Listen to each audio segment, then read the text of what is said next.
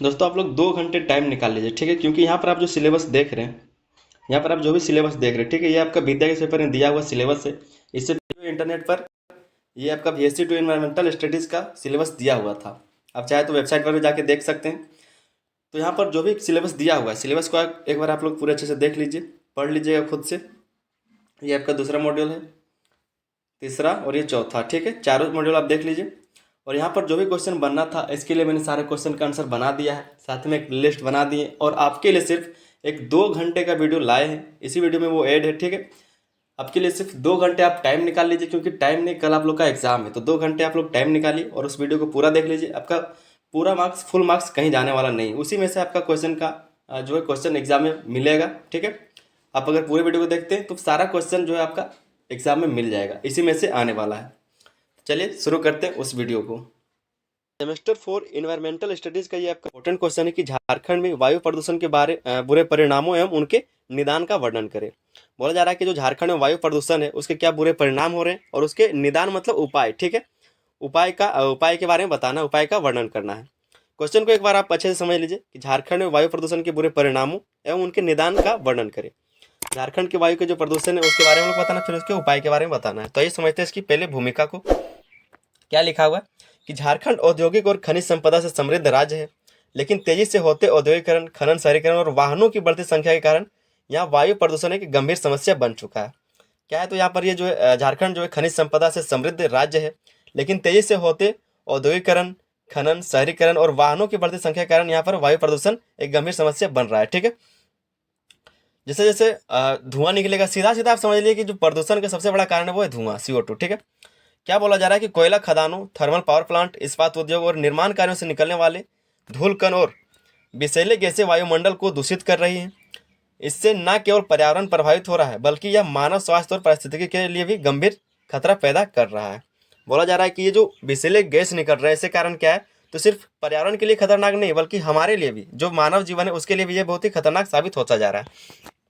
दोस्तों हम लोग यहाँ पर जाने हैं कि वायु का जो झारखंड में जो वायु प्रदूषण है उसके क्या क्या बुरे परिणाम है, और साथ में उसके उपाय को भी हम लोग देखेंगे। तो आइए समझते हैं इसके पहले परिणाम को, ठीक है। वायु प्रदूषण के बुरे परिणाम क्या क्या है। सबसे पहला पॉइंट है आपका मानव स्वास्थ्य पर प्रभाव, ठीक है। इसका मानव स्वास्थ्य पर क्या प्रभाव पड़ता है उसको हम लोग देखते हैं। तो लिखा है कि वायु प्रदूषण के कारण झारखंड में सांस संबंधी बीमारियां तेजी से बढ़ रही हैं। जैसे जैसे वायु प्रदूषण होगा, हम लोग सांस तो हमेशा ही लेते हैं, तो अगर वायु प्रदूषण हुआ तो सीधा सीधा बात है कि सांस से संबंधित जो भी बीमारी है वो सबसे पहले फैलेगा। क्या बोल रहा है कि वायु प्रदूषण के कारण झारखंड में सांस संबंधी बीमारियां तेजी से बढ़ रही हैं। कोयला खदानों और उद्योगों से निकलने वाला सल्फर डाइऑक्साइड, नाइट्रोजन डाइऑक्साइड और पर्टिकुलेट मेटल, ठीक है, लोगों के फेफड़ों को नुकसान पहुंचाते हैं। इससे दमा, ब्रोंकाइटिस, फेफड़ों का कैंसर और हृदय संबंधी रोग बढ़ रहे हैं। छोटे बच्चों और बुजुर्गों में यह समस्या अधिक गंभीर होती है, ठीक है। यहाँ पर आप जो देख रहे हैं दमा वगैरह, या फिर जो फेफड़ों का जो कैंसर है, हृदय संबंधी रोग, ये सब आजकल आम हो गया, ठीक है। मतलब बहुत जगहों पर देखा जाता है। हमारे झारखंड में क्या है, तो जैसे जैसे प्रदूषण बढ़ रहा है यहाँ पर भी सारी बीमारियां फैल रही है। इसका जो कारण है वो क्या है, तो सल्फर डाइऑक्साइड, नाइट्रोजन ऑक्साइड, या फिर जो पर्टिकुलेट मैटर है, ठीक है, उनके कारण क्या है, तो ये सब सारी बीमारियां फैलती जा रही हैं। ये सब क्या है, बुरे परिणाम है। हम लोग को बताना है कि जो वायु प्रदूषण उसके कारण क्या क्या बुरे परिणाम हुए, ठीक है, बुरे परिणाम हो रहे हैं। दूसरा जो परिणाम है वो है पर्यावरण पर प्रभाव। इसका क्या पर्यावरण पर प्रभाव पड़ता है। तो लिखा है कि झारखंड में कोयला आधारित उद्योग और खनन से निकलने वाला धुआं अम्लीय वर्षा का कारण बन रहा है, जिससे मृदा की उर्वरता घट रही है और जल स्रोत दूषित हो रहे हैं। अम्लीय वर्षा से क्या होता है, तो मृदा दूषित होता है, मृदा बंजर होता है, ठीक है। इसके अलावा वायुमंडल में कार्बन डाइऑक्साइड और मीथेन की अधिकता ग्लोबल वार्मिंग और जलवायु परिवर्तन को तेज कर रही है। इससे वर्षा चक्र में असंतुलन आ रहा है और कृषि उत्पादन प्रभावित हो रहा है। इससे क्या हो रहा है कि जो वायुमंडल में कार्बन डाइऑक्साइड और मीथेन का जो अधिकता बढ़ रहा है, इससे क्या हो रहा है, तो ग्लोबल वार्मिंग बढ़ रहा है। साथ में जैसे जैसे ग्लोबल वार्मिंग बढ़ेगा, जाहिर सा बात है कि जलवायु परिवर्तन देखा जाएगा, कई जगहों पर जलवायु परिवर्तन देखा जा रहा है। इससे वर्षा चक्र में असंतुलन आ रहा है और कृषि उत्पादन को भी प्रभावित करता है ये सब कुछ कारण है, ठीक है। तीसरा जो कारण है वो है जैव विविधता पर प्रभाव।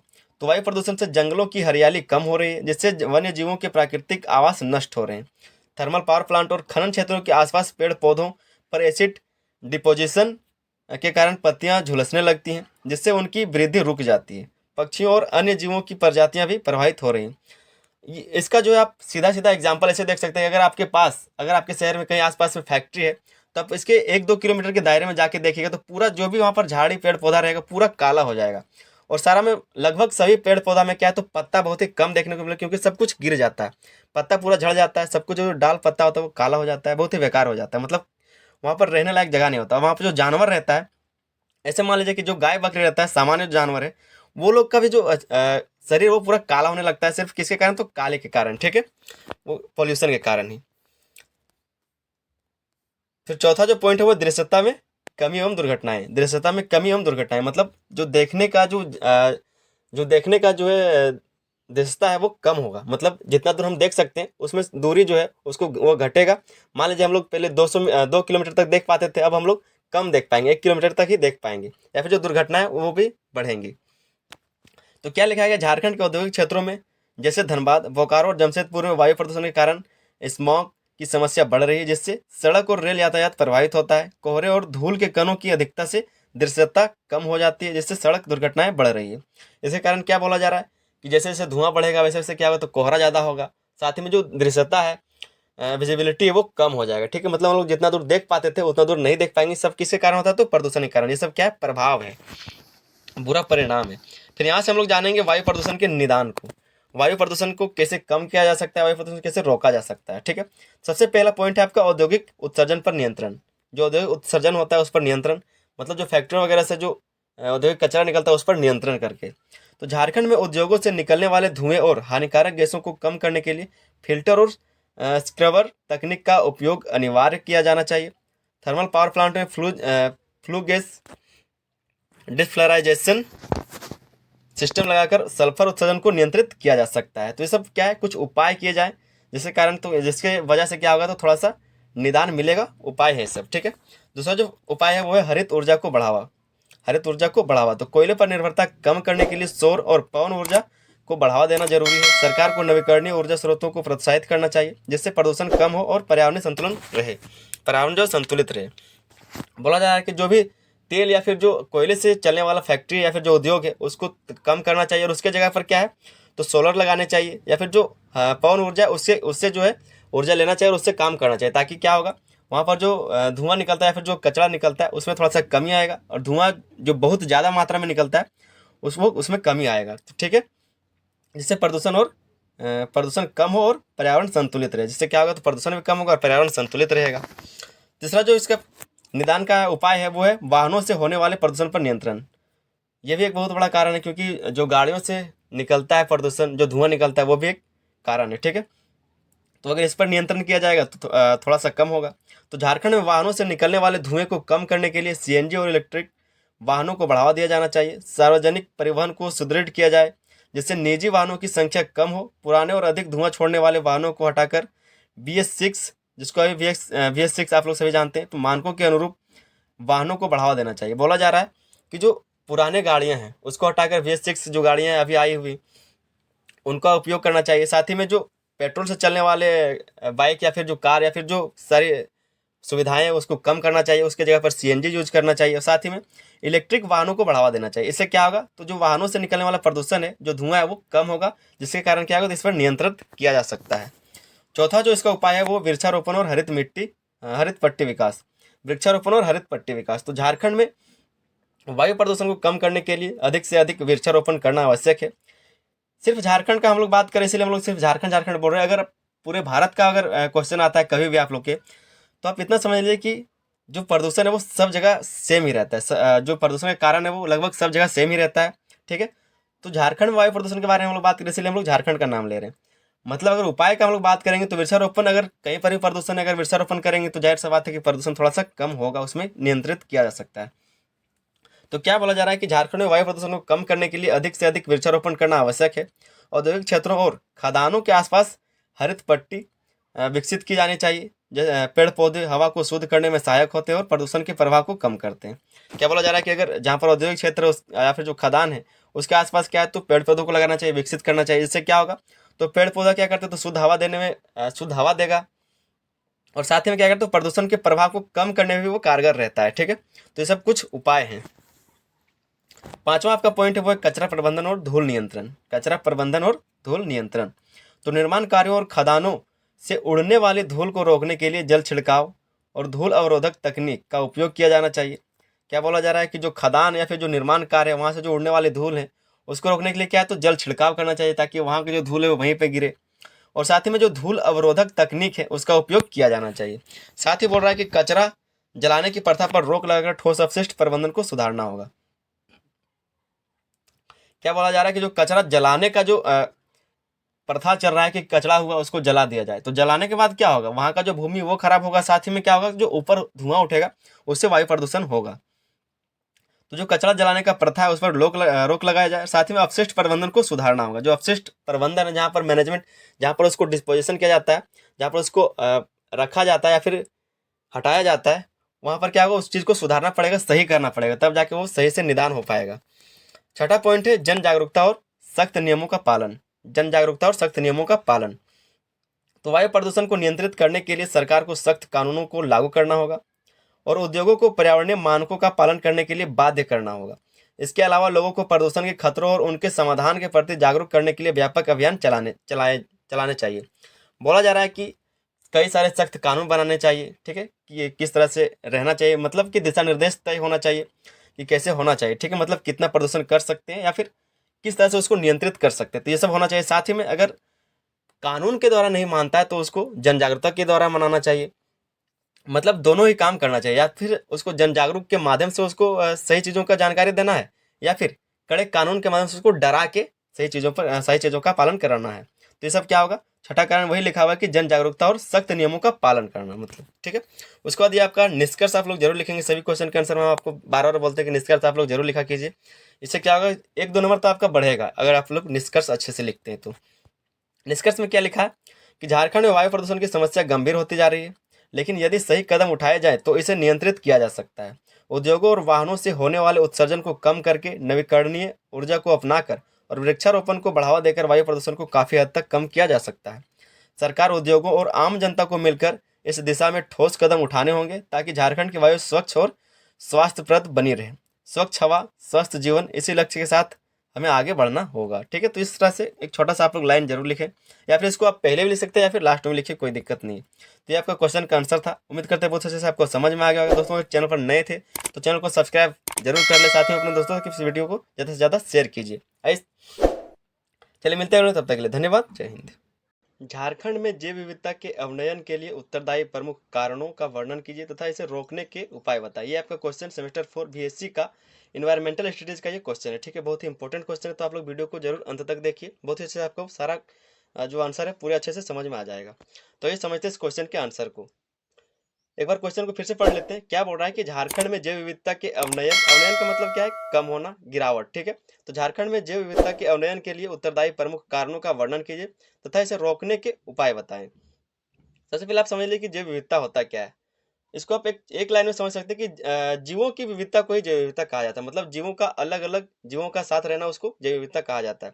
जैसे कि किसी भी क्षेत्र में पारिस्थितिकी तंत्र में आप मान लीजिए पेड़ पौधा होता है या फिर कई तरह का जीव होता है, एक साथ रहता है, उसी को जैव विविधता कहा जाता है, ठीक है। आइए समझते हैं इसके क्या क्या कारण होते हैं और इसको रोकने के क्या क्या उपाय किए जा सकते हैं। सबसे पहले इसकी भूमिका को आप लोग जान लीजिए कि झारखंड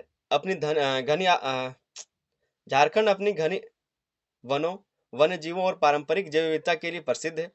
यहाँ साल, सागौन, महुआ जैसे वृक्षों के साथ साथ हाथी, बाघ, भालू और कई प्रकार की दुर्लभ प्रजातियां पाई जाती हैं। क्या बोला जा रहा है कि जो झारखंड है वो अपनी घनी वनों, वन्य जीवों और पारंपरिक जैव विविधता के लिए प्रसिद्ध है। यहाँ कई तरह के पेड़ पौधे पाए जाते हैं, जैसे साल हो गया, सागौन, महुआ जैसे वृक्ष के साथ साथ हाथी, बाघ, भालू और कई प्रकार की दुर्लभ प्रजातियां पाई जाती हैं। लेकिन तेजी से बढ़ते मानवीय हस्तक्षेप, औद्योगिकरण और जलवायु परिवर्तन के कारण का क्षरण हो रहा है। क्षरण या फिर अवनयन एक ही बात है, गिरावट, ठीक है, जिसमें पारिस्थितिकी तंत्र असंतुलित हो रहा है। जिससे क्या हो रहा है, तो पारिस्थितिकी तंत्र जो है असंतुलित हो रहा है। जैसे जैसे पॉल्यूशन बढ़ रहा है या फिर औद्योगिकरण हो रहा है, जलवायु परिवर्तन होता जा रहा है, या फिर जो मानव द्वारा हस्तक्षेप होता है कि शिकार कर लेना या फिर वनों को काट देना, ठीक है, इन सब चीज़ों के कारण क्या होता है, तो जैव विविधता घटता है, गिरता है, अवनयन होता है उसका। आगे हम लोग सभी पॉइंट्स को जानेंगे, क्या क्या इसमें इसके कारण है और उपाय क्या क्या किए जा सकते हैं। क्या लिखा है कि झारखंड में जैव विविधता के अवनयन के प्रमुख कारण। झारखंड में जैव विविधता अवनयन के प्रमुख कारण, सबसे पहला आपका वनों की कटाई और शहरीकरण। आप चाहे तो इसको और बढ़ा के लिख सकते हैं। हम आपको सिर्फ समझाने के लिए मेन मेन पॉइंट जो होता है उसको हम लिख के लाएं। आप इसको चाहे तो और भी बढ़ा करके लिख सकते हैं अगर आपको मन होगा, या फिर आप एग्जाम में लिखना चाहें तो। सबसे पहला पॉइंट है वनों की कटाई और शहरीकरण। तो झारखंड में खनन, सड़क निर्माण और शहरीकरण के कारण जंगल तेजी से कट रहे हैं। इससे वन्य जीवों का प्राकृतिक आवास खत्म हो रहा है और वे या तो विलुप्त हो रहे हैं या मानव बस्तियों की ओर बढ़ रहे हैं। जैसे जैसे वनों का कटाई होगा या फिर जो शहरीकरण के लिए वन को जो है काटा जाएगा, जो जंगल में रहने वाले जीव हैं वो क्या करेंगे, या तो वो खत्म हो जाएंगे, क्योंकि अगर उसका आवास नहीं रहेगा, अगर वो साथ नहीं रहेंगे तो उसका जो प्रजनन शक्ति वो खत्म हो जाएगा, बच्चे पैदा नहीं होंगे। तो उससे क्या होगा, तो या तो वो प्रजाति जो विलुप्त हो जाएगा, या फिर वहां से जो प्रजाति या फिर जो जीव है वो शहरों की ओर बढ़ेगा, गांवों की ओर, बस्तियों की ओर बढ़ेगा। ठीक है। दूसरा कारण क्या है, तो खनन और औद्योगिक गतिविधियां। खनन और औद्योगिक गतिविधियां। झारखंड में कोयला, लो अयस्क, बॉक्साइट आदि के खनन से वन क्षेत्र नष्ट हो रहे हैं। खनन से निकलने वाला जहरीला धुआं और अपशिष्ट मिट्टी और जल स्रोतों को प्रदूषित करता है, जिससे जीव जंतु और पौधों को भारी नुकसान होता है। क्या बोल रहा है कि दूसरा जो कारण है वो खनन और औद्योगिक गतिविधियां। जैसे कि झारखंड में कोयला, लो अयस्क, बॉक्साइट आदि का खनन से वन क्या है, तो नष्ट हो रहा है। मतलब कहीं पर भी अगर खनन किया जाएगा तो जाहिर सी बात है, अगर उस कहीं पर खनन करना है तो वहां पर जो जंगल है उसको पूरा काटना पड़ेगा। खनन से जो निकलने वाला जहरीला धुआं है, अपशिष्ट, वो क्या होता है, तो मिट्टी और जल स्रोतों को वो प्रदूषित कर देता है, पूरे मिट्टी को खत्म करता है, साथ में जो जल है उसको खत्म करता है। जिससे क्या, तो जीव जंतु और पौधों को भारी नुकसान होता है। जिससे क्या होगा, जीव जंतु या फिर जो पौधे हैं उसको नुकसान होगा। जीव जंतु अगर प्रदूषित पानी पियेंगे तो वो बीमार होंगे, वो मरेंगे, या फिर क्या होगा, तो वहां से वो चले जाएंगे। तीसरा जो कारण है वो जलवायु परिवर्तन और ग्लोबल वार्मिंग। जलवायु परिवर्तन और ग्लोबल वार्मिंग क्या बोल रहा है कि वायुमंडलीय प्रदूषण और ग्लोबल वार्मिंग के कारण झारखंड के जलवायु में बदलाव हो रहा है। बारिश के पैटर्न बदल रहे हैं, तापमान बढ़ रहा है और कई प्रजातियों के लिए जीवन मुश्किल हो रहा है। क्या बोल रहा है कि जो जलवायु परिवर्तन के कारण क्या हो रहा था, वायुमंडलीय प्रदूषण, ग्लोबल वार्मिंग के कारण झारखंड के जलवायु में बदलाव हो रहा है। मतलब जो ग्लोबल वार्मिंग है या फिर जो जलवायु प्रदूषण है उसके कारण क्या है, तो झारखंड का जो मौसम है उसमें परिवर्तन हो रहा है, जो झारखंड का जलवायु उसमें परिवर्तन हो रहा है। पहले गर्मी जो है मार्च में आता था, अप्रैल में आता था, अभी फरवरी में ही आने लगा, जनवरी में ही गर्मी देखने को मिल जाता है। बारिश होता था पहले, अब बारिश भी नहीं होने लगा। तो इस तरह से जो है कुछ कुछ बदलने लगा है, और धीरे धीरे ये 10 से 20-25 साल में धीरे धीरे और भी ज़्यादा बदला हुआ देखा जाएगा। आगे बोला जा रहा है कि बारिश के पैटर्न बदल रहे हैं, तापमान बढ़ रहा है और कई प्रजातियों के लिए जीवन मुश्किल हो रहा है। तापमान भी बढ़ रहा है और कई प्रजातियों के लिए जीवन मुश्किल हो रहा है। चौथा जो पॉइंट है वो है शिकार और अवैध वन्यजीव व्यापार। शिकार और अवैध वन्यजीव व्यापार। तो झारखंड में हाथी, बाघ, चीतल और अन्य जीवों का शिकार अवैध रूप से किया जाता है। उनकी खाल, दांत, हड्डियों और मांस के लिए अवैध व्यापार बढ़ रहा है, जिससे कई प्रजातियां विलुप्त होने के कगार पर है। इसी में आप थोड़ा सा पैराग्राफ को आप चाहे तो बढ़ा के लिख सकते हैं कि इस पर रोक लगाना चाहिए, किस तरह से इसको मारा जाता है, फिर वगैरह बहुत सारा कुछ होता है। आप उसको आप चाहे तो पैराग्राफ में बढ़ाकर लिख सकते हैं। तो ये भी एक कारण है कि शिकार और अवैध वन्यजीव का व्यापार जो है ये भी एक कारण है। क्या लिखा है कि झारखंड में हाथी, बाघ, चीतल और अन्य जीवों का शिकार अवैध रूप से किया जाता है। उनकी खाल, दांत, हड्डियों और मांस के लिए अवैध व्यापार बढ़ रहा है, जिससे कई प्रजातियां विलुप्त होने के कगार पर है। पांचवा जो आपका पॉइंट है वो है कृषि विस्तार और रासायनिक उर्वरकों का उपयोग। कृषि विस्तार और रासायनिक उर्वरकों का उपयोग ये कैसे एक कारण है, तो कृषि भूमि बढ़ाने के लिए जंगल काटे जाते हैं, वहीं फसलों की पैदावार बढ़ाने के लिए इस्तेमाल किए जाने वाले रासायनिक उर्वरक को कीटनाशक मिट्टी और जल को प्रदूषित कर जैव विविधता को नुकसान पहुंचाते हैं।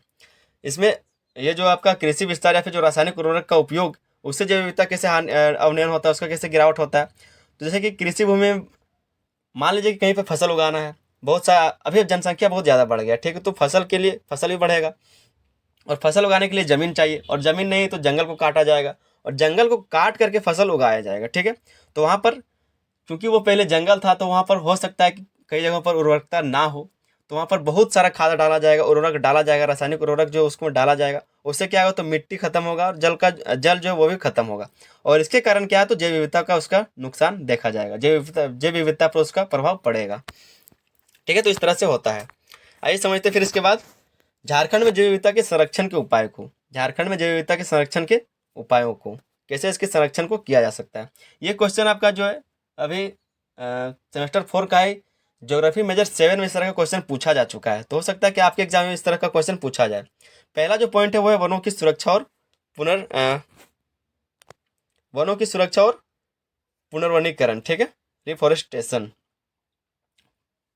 सबसे पहला पॉइंट है पेड़ लगाना, वृक्षारोपण अनिवार्य किया जाए। अंधाधुंध कटाई को रोकने के लिए सख्त कानून लागू किया जाए। लोगों को जागरूक किया जाए कि पेड़ पौधों को बचाना क्यों जरूरी। ये सब कारण इन सब चीज़ों को करके क्या है तो वनों की सुरक्षा और रिफॉरेस्टेशन को बढ़ाया जा सकता है, मतलब कि वनों की सुरक्षा की जा सकती है। दूसरा जो पॉइंट है वो खनन और औद्योगिक अपशिष्ट प्रबंधन। खनन और औद्योगिक अपशिष्ट को प्रबंधन करके तो खनन कंपनियों को जंगलों की रक्षा के नियमों का पालन करने के लिए बाध्य किया जाए। जो खनन कंपनियां उसको जंगलों की रक्षा के नियमों के पालन करने को बाध्य किया जाए। मतलब जैसे कि खनन कंपनियां आती है, जंगलों को काट के वो खनन करना शुरू करते हैं, लेकिन ये नहीं होना चाहिए। नियम बनाने चाहिए और नियम का पालन करने के लिए उसको बाध्य करना चाहिए। आगे दूसरा पॉइंट लिखा है कि उद्योगों से निकलने वाले रासायनिक कचरे का सही प्रबंधन हो ताकि जल और मृदा प्रदूषण रोका जा सके। और तीसरा जो पॉइंट है वो वन्य जीव संरक्षण और अवैध शिकार पर रोक। लिखा है कि वन्य जीवों के शिकार और अवैध व्यापार पर सख्त कानून लागू किए जाए। वन विभाग को अधिक संसाधन और तकनीक से लैस किया जाए ताकि वे वन्य जीवों की रक्षा कर सकें।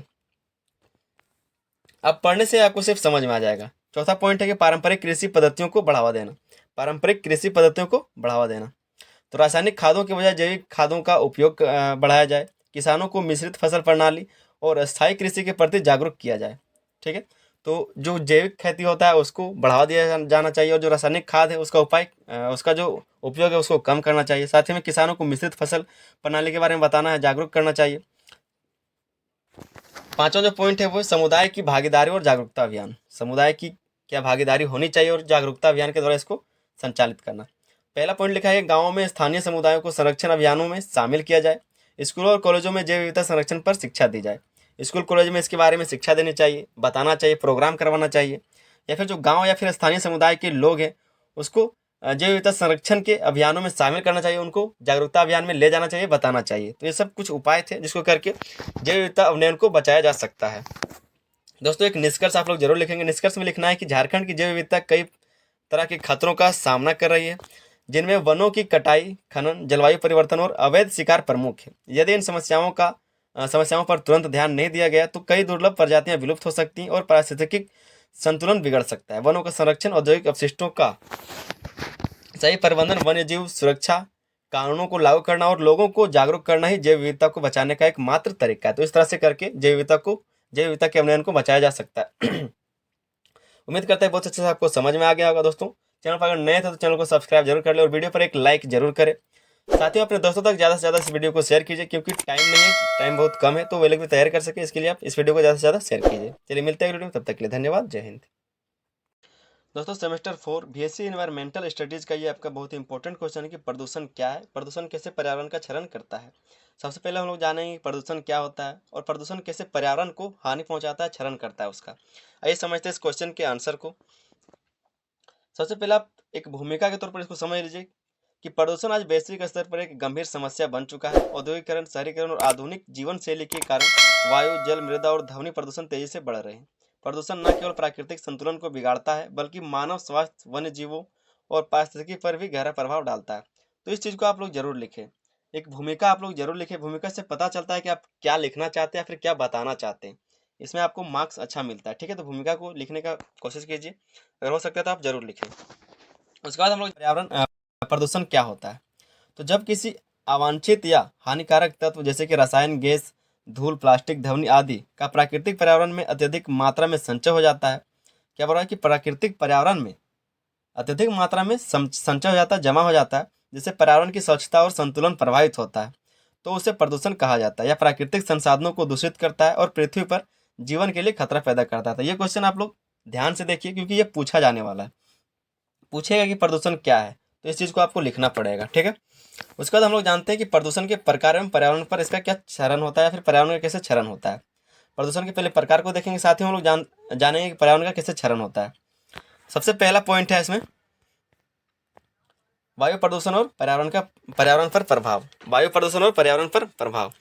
तो वायु में कार्बन डाइऑक्साइड, जिसको CO2 बोलते हैं, सल्फर डाइऑक्साइड, नाइट्रोजन ऑक्साइड और पर्टिकुलेट मैटर, पहले भी इसके बारे में हमने बात किया है, जैसे गैसों की अधिकता से वायुमंडल प्रदूषित होता है। इससे क्या होता है, तो यह ग्लोबल वार्मिंग और जलवायु परिवर्तन का कारण बनता है। इससे क्या होता है, तो ये ग्लोबल वार्मिंग या फिर जलवायु परिवर्तन के कारण भी बनता है। दूसरा पॉइंट है कि अम्लीय वर्षा से मृदा और जल स्रोत दूषित हो जाते हैं। अम्लीय वर्षा के कारण क्या होगा, जितना पोल्यूशन होगा उससे अम्लीय वर्षा होगा, और जिससे मृदा और जल जल का जो स्रोत है वो दूषित हो जाएगा। तो ये क्या है, वायु प्रदूषण और पर्यावरण पर प्रभाव। हम लोग देख क्या रहे हैं, तो प्रदूषण के प्रकार एवं पर्यावरण का क्षरण को। वायु प्रदूषण के क्या क्या प्रकार होते हैं, साथ ही पर्यावरण का कैसे क्षरण होता है उसके बारे में हम लोग जान रहे हैं। पहला पॉइंट था वायु प्रदूषण और पर्यावरण पर प्रभाव। वायु प्रदूषण कैसे होता है और इसका पर्यावरण पर कैसे प्रभाव पड़ता है। इसमें तीसरा पॉइंट लिखा है, पेड़ पौधों की पत्तियां झुलस जाती हैं जिससे उनका विकास रुक जाता है। ये सब चीज़ों के बारे में पहले ही बात कर रहा है पिछले क्वेश्चन में, ठीक है। पेड़ पौधों की पत्तियां झुलस जाती है और जिससे उनका विकास रुक जाता है। दूसरा जो पॉइंट है वो है जल प्रदूषण और पर्यावरण पर प्रभाव। जल प्रदूषण पहले आपने देख लिया, वायु प्रदूषण, अब देख रहे हैं जल प्रदूषण, उसका पर्यावरण पर क्या प्रभाव पड़ता है। तो लिखा है कि औद्योगिक कचरा, घरेलू अपशिष्ट, कृषि रसायन और प्लास्टिक कचरे से जल स्रोत दूषित हो जाते हैं। औद्योगिक कचरा या फिर जो घरेलू अपशिष्ट है या फिर जो कृषि रसायन है और प्लास्टिक कचरे के जल स्रोत क्या होता है, तो उससे जल स्रोत दूषित हो जाता है। मतलब मान लीजिए कि हमारे घर से जो कचरा निकलता है वो नाली में जाता है, और नाली से सीधा कहाँ, नदी में, नदी से कहाँ, समुद्र में। इस तरह से ये होता रहता है, तो ये क्या पूरा दूषित होता है पानी। आगे क्या लिखा है कि जल में ऑक्सीजन की कमी से जलीय जीव मरने लगते हैं। क्या बोल रहा है कि जल में ऑक्सीजन की कमी से जलीय जीव मरने लगते हैं। प्रदूषित पानी से खेती करने पर मिट्टी की उर्वरता कम हो जाती है। भूजल में विषैले तत्वों की मात्रा बढ़ने से पीने योग्य जल की समस्या उत्पन्न हो जाती है। तीनों को आप लोग अच्छे से देख लीजिए कि जल में ऑक्सीजन की कमी से जलीय जीव मरने लगते हैं। प्रदूषित पानी से खेती करने पर मिट्टी की उर्वरता कम हो जाती है। भूजल में विषैले तत्वों की मात्रा बढ़ने से पीने योग्य जल की समस्या उत्पन्न होती है। जैसे जैसे जल जल प्रदूषण होगा वैसे बहुत सारी समस्याएं बढ़ती जाती है, इसका स्वास्थ्य पर बहुत प्रभाव पड़ता है। पिछले वीडियो में मैंने इस सब चीज़ों के बारे में बहुत ही अच्छे से बात किया, आप उसको भी देखेंगे तब आपको अच्छे से पता चल जाएगा। तीसरा जो कारण है वो है तीसरा जो प्रकार है वो है मृदा प्रदूषण और पर्यावरण पर इसका प्रभाव। मृदा प्रदूषण और इसका पर्यावरण पर प्रभाव। तो रासायनिक उर्वरकों, कीटनाशकों, प्लास्टिक और खनन गतिविधियों से मिट्टी प्रदूषित होती है। कारण आपको याद रखना है, रासायनिक उर्वरक से होता है, कीटनाशकों के प्रयोग से होता है, प्लास्टिक या फिर खनन गतिविधियों से मिट्टी प्रदूषित होता है। इसमें पहला जो पॉइंट लिखा हुआ है, मिट्टी की उर्वरता घटती है जिससे कृषि उत्पादन प्रभावित होता है। अगर जाहिर सा बात है कि अगर मृदा प्रदूषण होगा तो वहाँ पर जो उर्वरता है वो घट जाएगा, जिससे कृषि उत्पादन को प्रभावित करेगा, फसल उगेगा नहीं अच्छे से। दूसरा पॉइंट है हानिकारक रसायन खाद्य की श्रृंखला में हानिकारक रसायन खाद्य श्रृंखला में प्रवेश कर जीव जंतुओं और मानव स्वास्थ्य के लिए खतरा पैदा करते हैं। तीसरा पॉइंट है कि भूमि बंजर हो जाती है जिससे वनस्पतियों का नाश होता है। भूमि बंजर हो जाती है जिससे वनस्पतियों का नाश होता है। तो ये आपका तीसरा प्रकार मृदा प्रदूषण, और इस पर इसका जो है पर्यावरण पर किस तरह से प्रभाव पड़ता है वो था। चौथा है ध्वनि प्रदूषण और पर्यावरण पर प्रभाव। चौथा हम लोग देख लेते हैं ध्वनि प्रदूषण। तो वाहनों के हॉर्न, मशीनों, औद्योगिक गतिविधियों और पटाखों से अत्यधिक ध्वनि उत्पन्न होती है। इससे वन्य जीवों के प्राकृतिक व्यवहार में परिवर्तन आता है। इससे जो वन्य जीव हैं उसके प्राकृतिक व्यवहार में परिवर्तन आता है, किसके कारण, तो ध्वनि प्रदूषण के कारण। अगला पॉइंट है पक्षियों की प्रजातियां प्रभावित होती है और कुछ स्थानों से विलुप्त हो जाती हैं। पक्षियों की जो प्रजातियां हैं वो प्रभावित होती हैं। जैसे जैसे मान लीजिए कि अभी पूजा हो रहा था, डीजे बज रहा था हर जगह, तो वहाँ पर जो पक्षियाँ बैठ नहीं रहे थे, पेड़ पौधे आसपास के पेड़ों में पक्षियाँ नहीं बैठ रहे थे, वहाँ उड़ जा रहा था, ठीक है। तो इस तरह से होता है, वहाँ से चले जाते, तो पक्षियों की प्रजातियां प्रभावित होती है और कुछ स्थानों से विलुप्त हो जाती हैं। जहाँ पर लगातार ध्वनि रहेगा वहाँ से क्या होगा, तो पक्षियाँ विलुप्त हो जाती हैं। अधिक ध्वनि से इंसानों में मानसिक तनाव और श्रवण क्षमता पर बुरा असर पड़ता है। अधिक ध्वनि से क्या होता है, ध्वनि प्रदूषण से इंसानों का जो मानसिक तनाव है वो उस पर प्रभाव पड़ेगा। साथ ही में जो सुनने का जो क्षमता होता है, श्रवण क्षमता जो होता है वो खत्म हो जाएगा, उस पर बुरा असर पड़ेगा। तो ये कुछ पॉइंट था, चारों पॉइंट आपने देख लिए, वायु प्रदूषण, जल प्रदूषण, भूमि प्रदूषण और ये आपका ध्वनि प्रदूषण। उसके बाद एक निष्कर्ष को आप लोग देख लीजिए। निष्कर्ष में आपको ये लिखना है कि प्रदूषण पर्यावरण को धीरे धीरे नष्ट कर रहा है, जिससे पृथ्वी पर जीवन संकट में पड़ सकता है। यदि हम प्रदूषण को नियंत्रित करने के लिए उचित कदम नहीं उठाते तो आने वाली पीढ़ियों को गंभीर संकट का सामना करना पड़ेगा। उद्योगों को कचरा प्रबंधन के उचित उपाय अपनाने चाहिए, प्लास्टिक का उपयोग कम करना चाहिए, वृक्षारोपण को बढ़ावा देना चाहिए और नवीकरणीय ऊर्जा स्रोतों का प्रयोग करना चाहिए। स्वच्छ पर्यावरण ही स्वच्छ जीवन की कुंजी है, इसलिए हमें प्रदूषण नियंत्रित के लिए ठोस कदम उठाने चाहिए। तो ये आपका जो ये लाइन लिखा हुआ आप इसको जरूर लिखिए, ठीक है। ये आप शुरू में लिख सकते हैं या फिर लास्ट में लिखिए इसको। इससे क्या होगा, इंप्रेशन पड़ेगा और आपको अच्छे मार्क्स मिलेंगे। निष्कर्ष को आप लोग बहुत ही अच्छे से लिखना है, बहुत ही बेहतर तरीके से लिखना है। उम्मीद करते हैं बहुत अच्छे से आपको समझ में आ गया। दोस्तों अगर वीडियो पर आए हुए तो एक लाइक जरूर करें, साथ ही में चैनल पर नए तो चैनल को सब्सक्राइब कर लीजिए और अपने दोस्तों तक ज़्यादा से ज़्यादा इस वीडियो को शेयर कर दीजिए। चलिए मिलते हैं वीडियो में, तब तक के लिए धन्यवाद। जय हिंद। दोस्तों BSc 2 इन्वायरमेंटल स्टडीज का ये आपका क्वेश्चन है सेमेस्टर 4 वालों के लिए कि झारखंड में जल प्रदूषण के स्रोतों एवं कारणों का वर्णन करें। इसी तरह से जो छोटा छोटा क्वेश्चन आप लोग को एग्जाम में पूछा जाएगा। अभी जो हाल ही में कल परसों 5 तारीख को जो एग्जाम हुआ था आप लोग को आतिथ्य और पर्यटन का, उसमें भी इसी तरह का छोटा छोटा क्वेश्चन पूछा गया था। तो क्वेश्चन में पूछा जा रहा है कि जो जल प्रदूषण है वो किन कारणों से होता है, किन स्रोतों से होता है, उसके बारे में हम लोग को बताना है। तो बहुत ही आसान ये क्वेश्चन है और इसी तरह से आप लोग को अगर आप एग्जाम में लिखेंगे तो बहुत ही अच्छे मार्क्स आप भी ला सकते हैं। तो क्या लिखना है इसका आंसर में? सबसे पहले एक भूमिका आप लोग लिख दीजिए कि झारखंड खनिज संपदा से समृद्ध राज्य है, जहां नदियां, झीलें और भूजल स्रोत लाखों लोगों की जल आवश्यकताओं को पूरा करते हैं। लेकिन औद्योगिकरण, खनन, शहरीकरण और कृषि गतिविधियों के कारण जल प्रदूषण तेजी से बढ़ रहा है। इससे न केवल पर्यावरण प्रभावित हो रहा है बल्कि यह लोगों के स्वास्थ्य, कृषि उत्पादन और जल संसाधनों की स्थिरता के लिए भी गंभीर चुनौती बन गया है।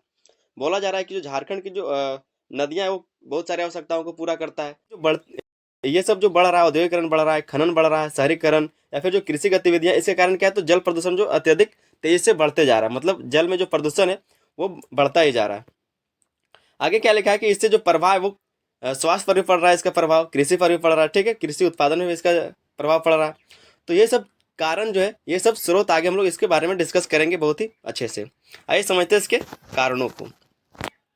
क्या लिखा है कि जल प्रदूषण के प्रमुख स्रोत एवं कारण। जल प्रदूषण के प्रमुख स्रोत एवं कारण, ठीक है। सबसे पहला आपका औद्योगिक कचरा।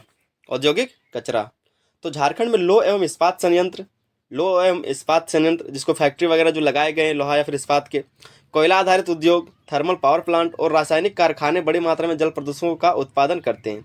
इससे क्या होता है, तो बड़ी मात्रा में जल का जो प्रदूषक है उसका उत्पादन करता है। उद्योगों से निकलने वाला अनुपचारित जो बिना शोधित होता है, ठीक है, रासायनिक अपशिष्ट सीधे नदियों और झीलों में प्रवाहित किया जाता है।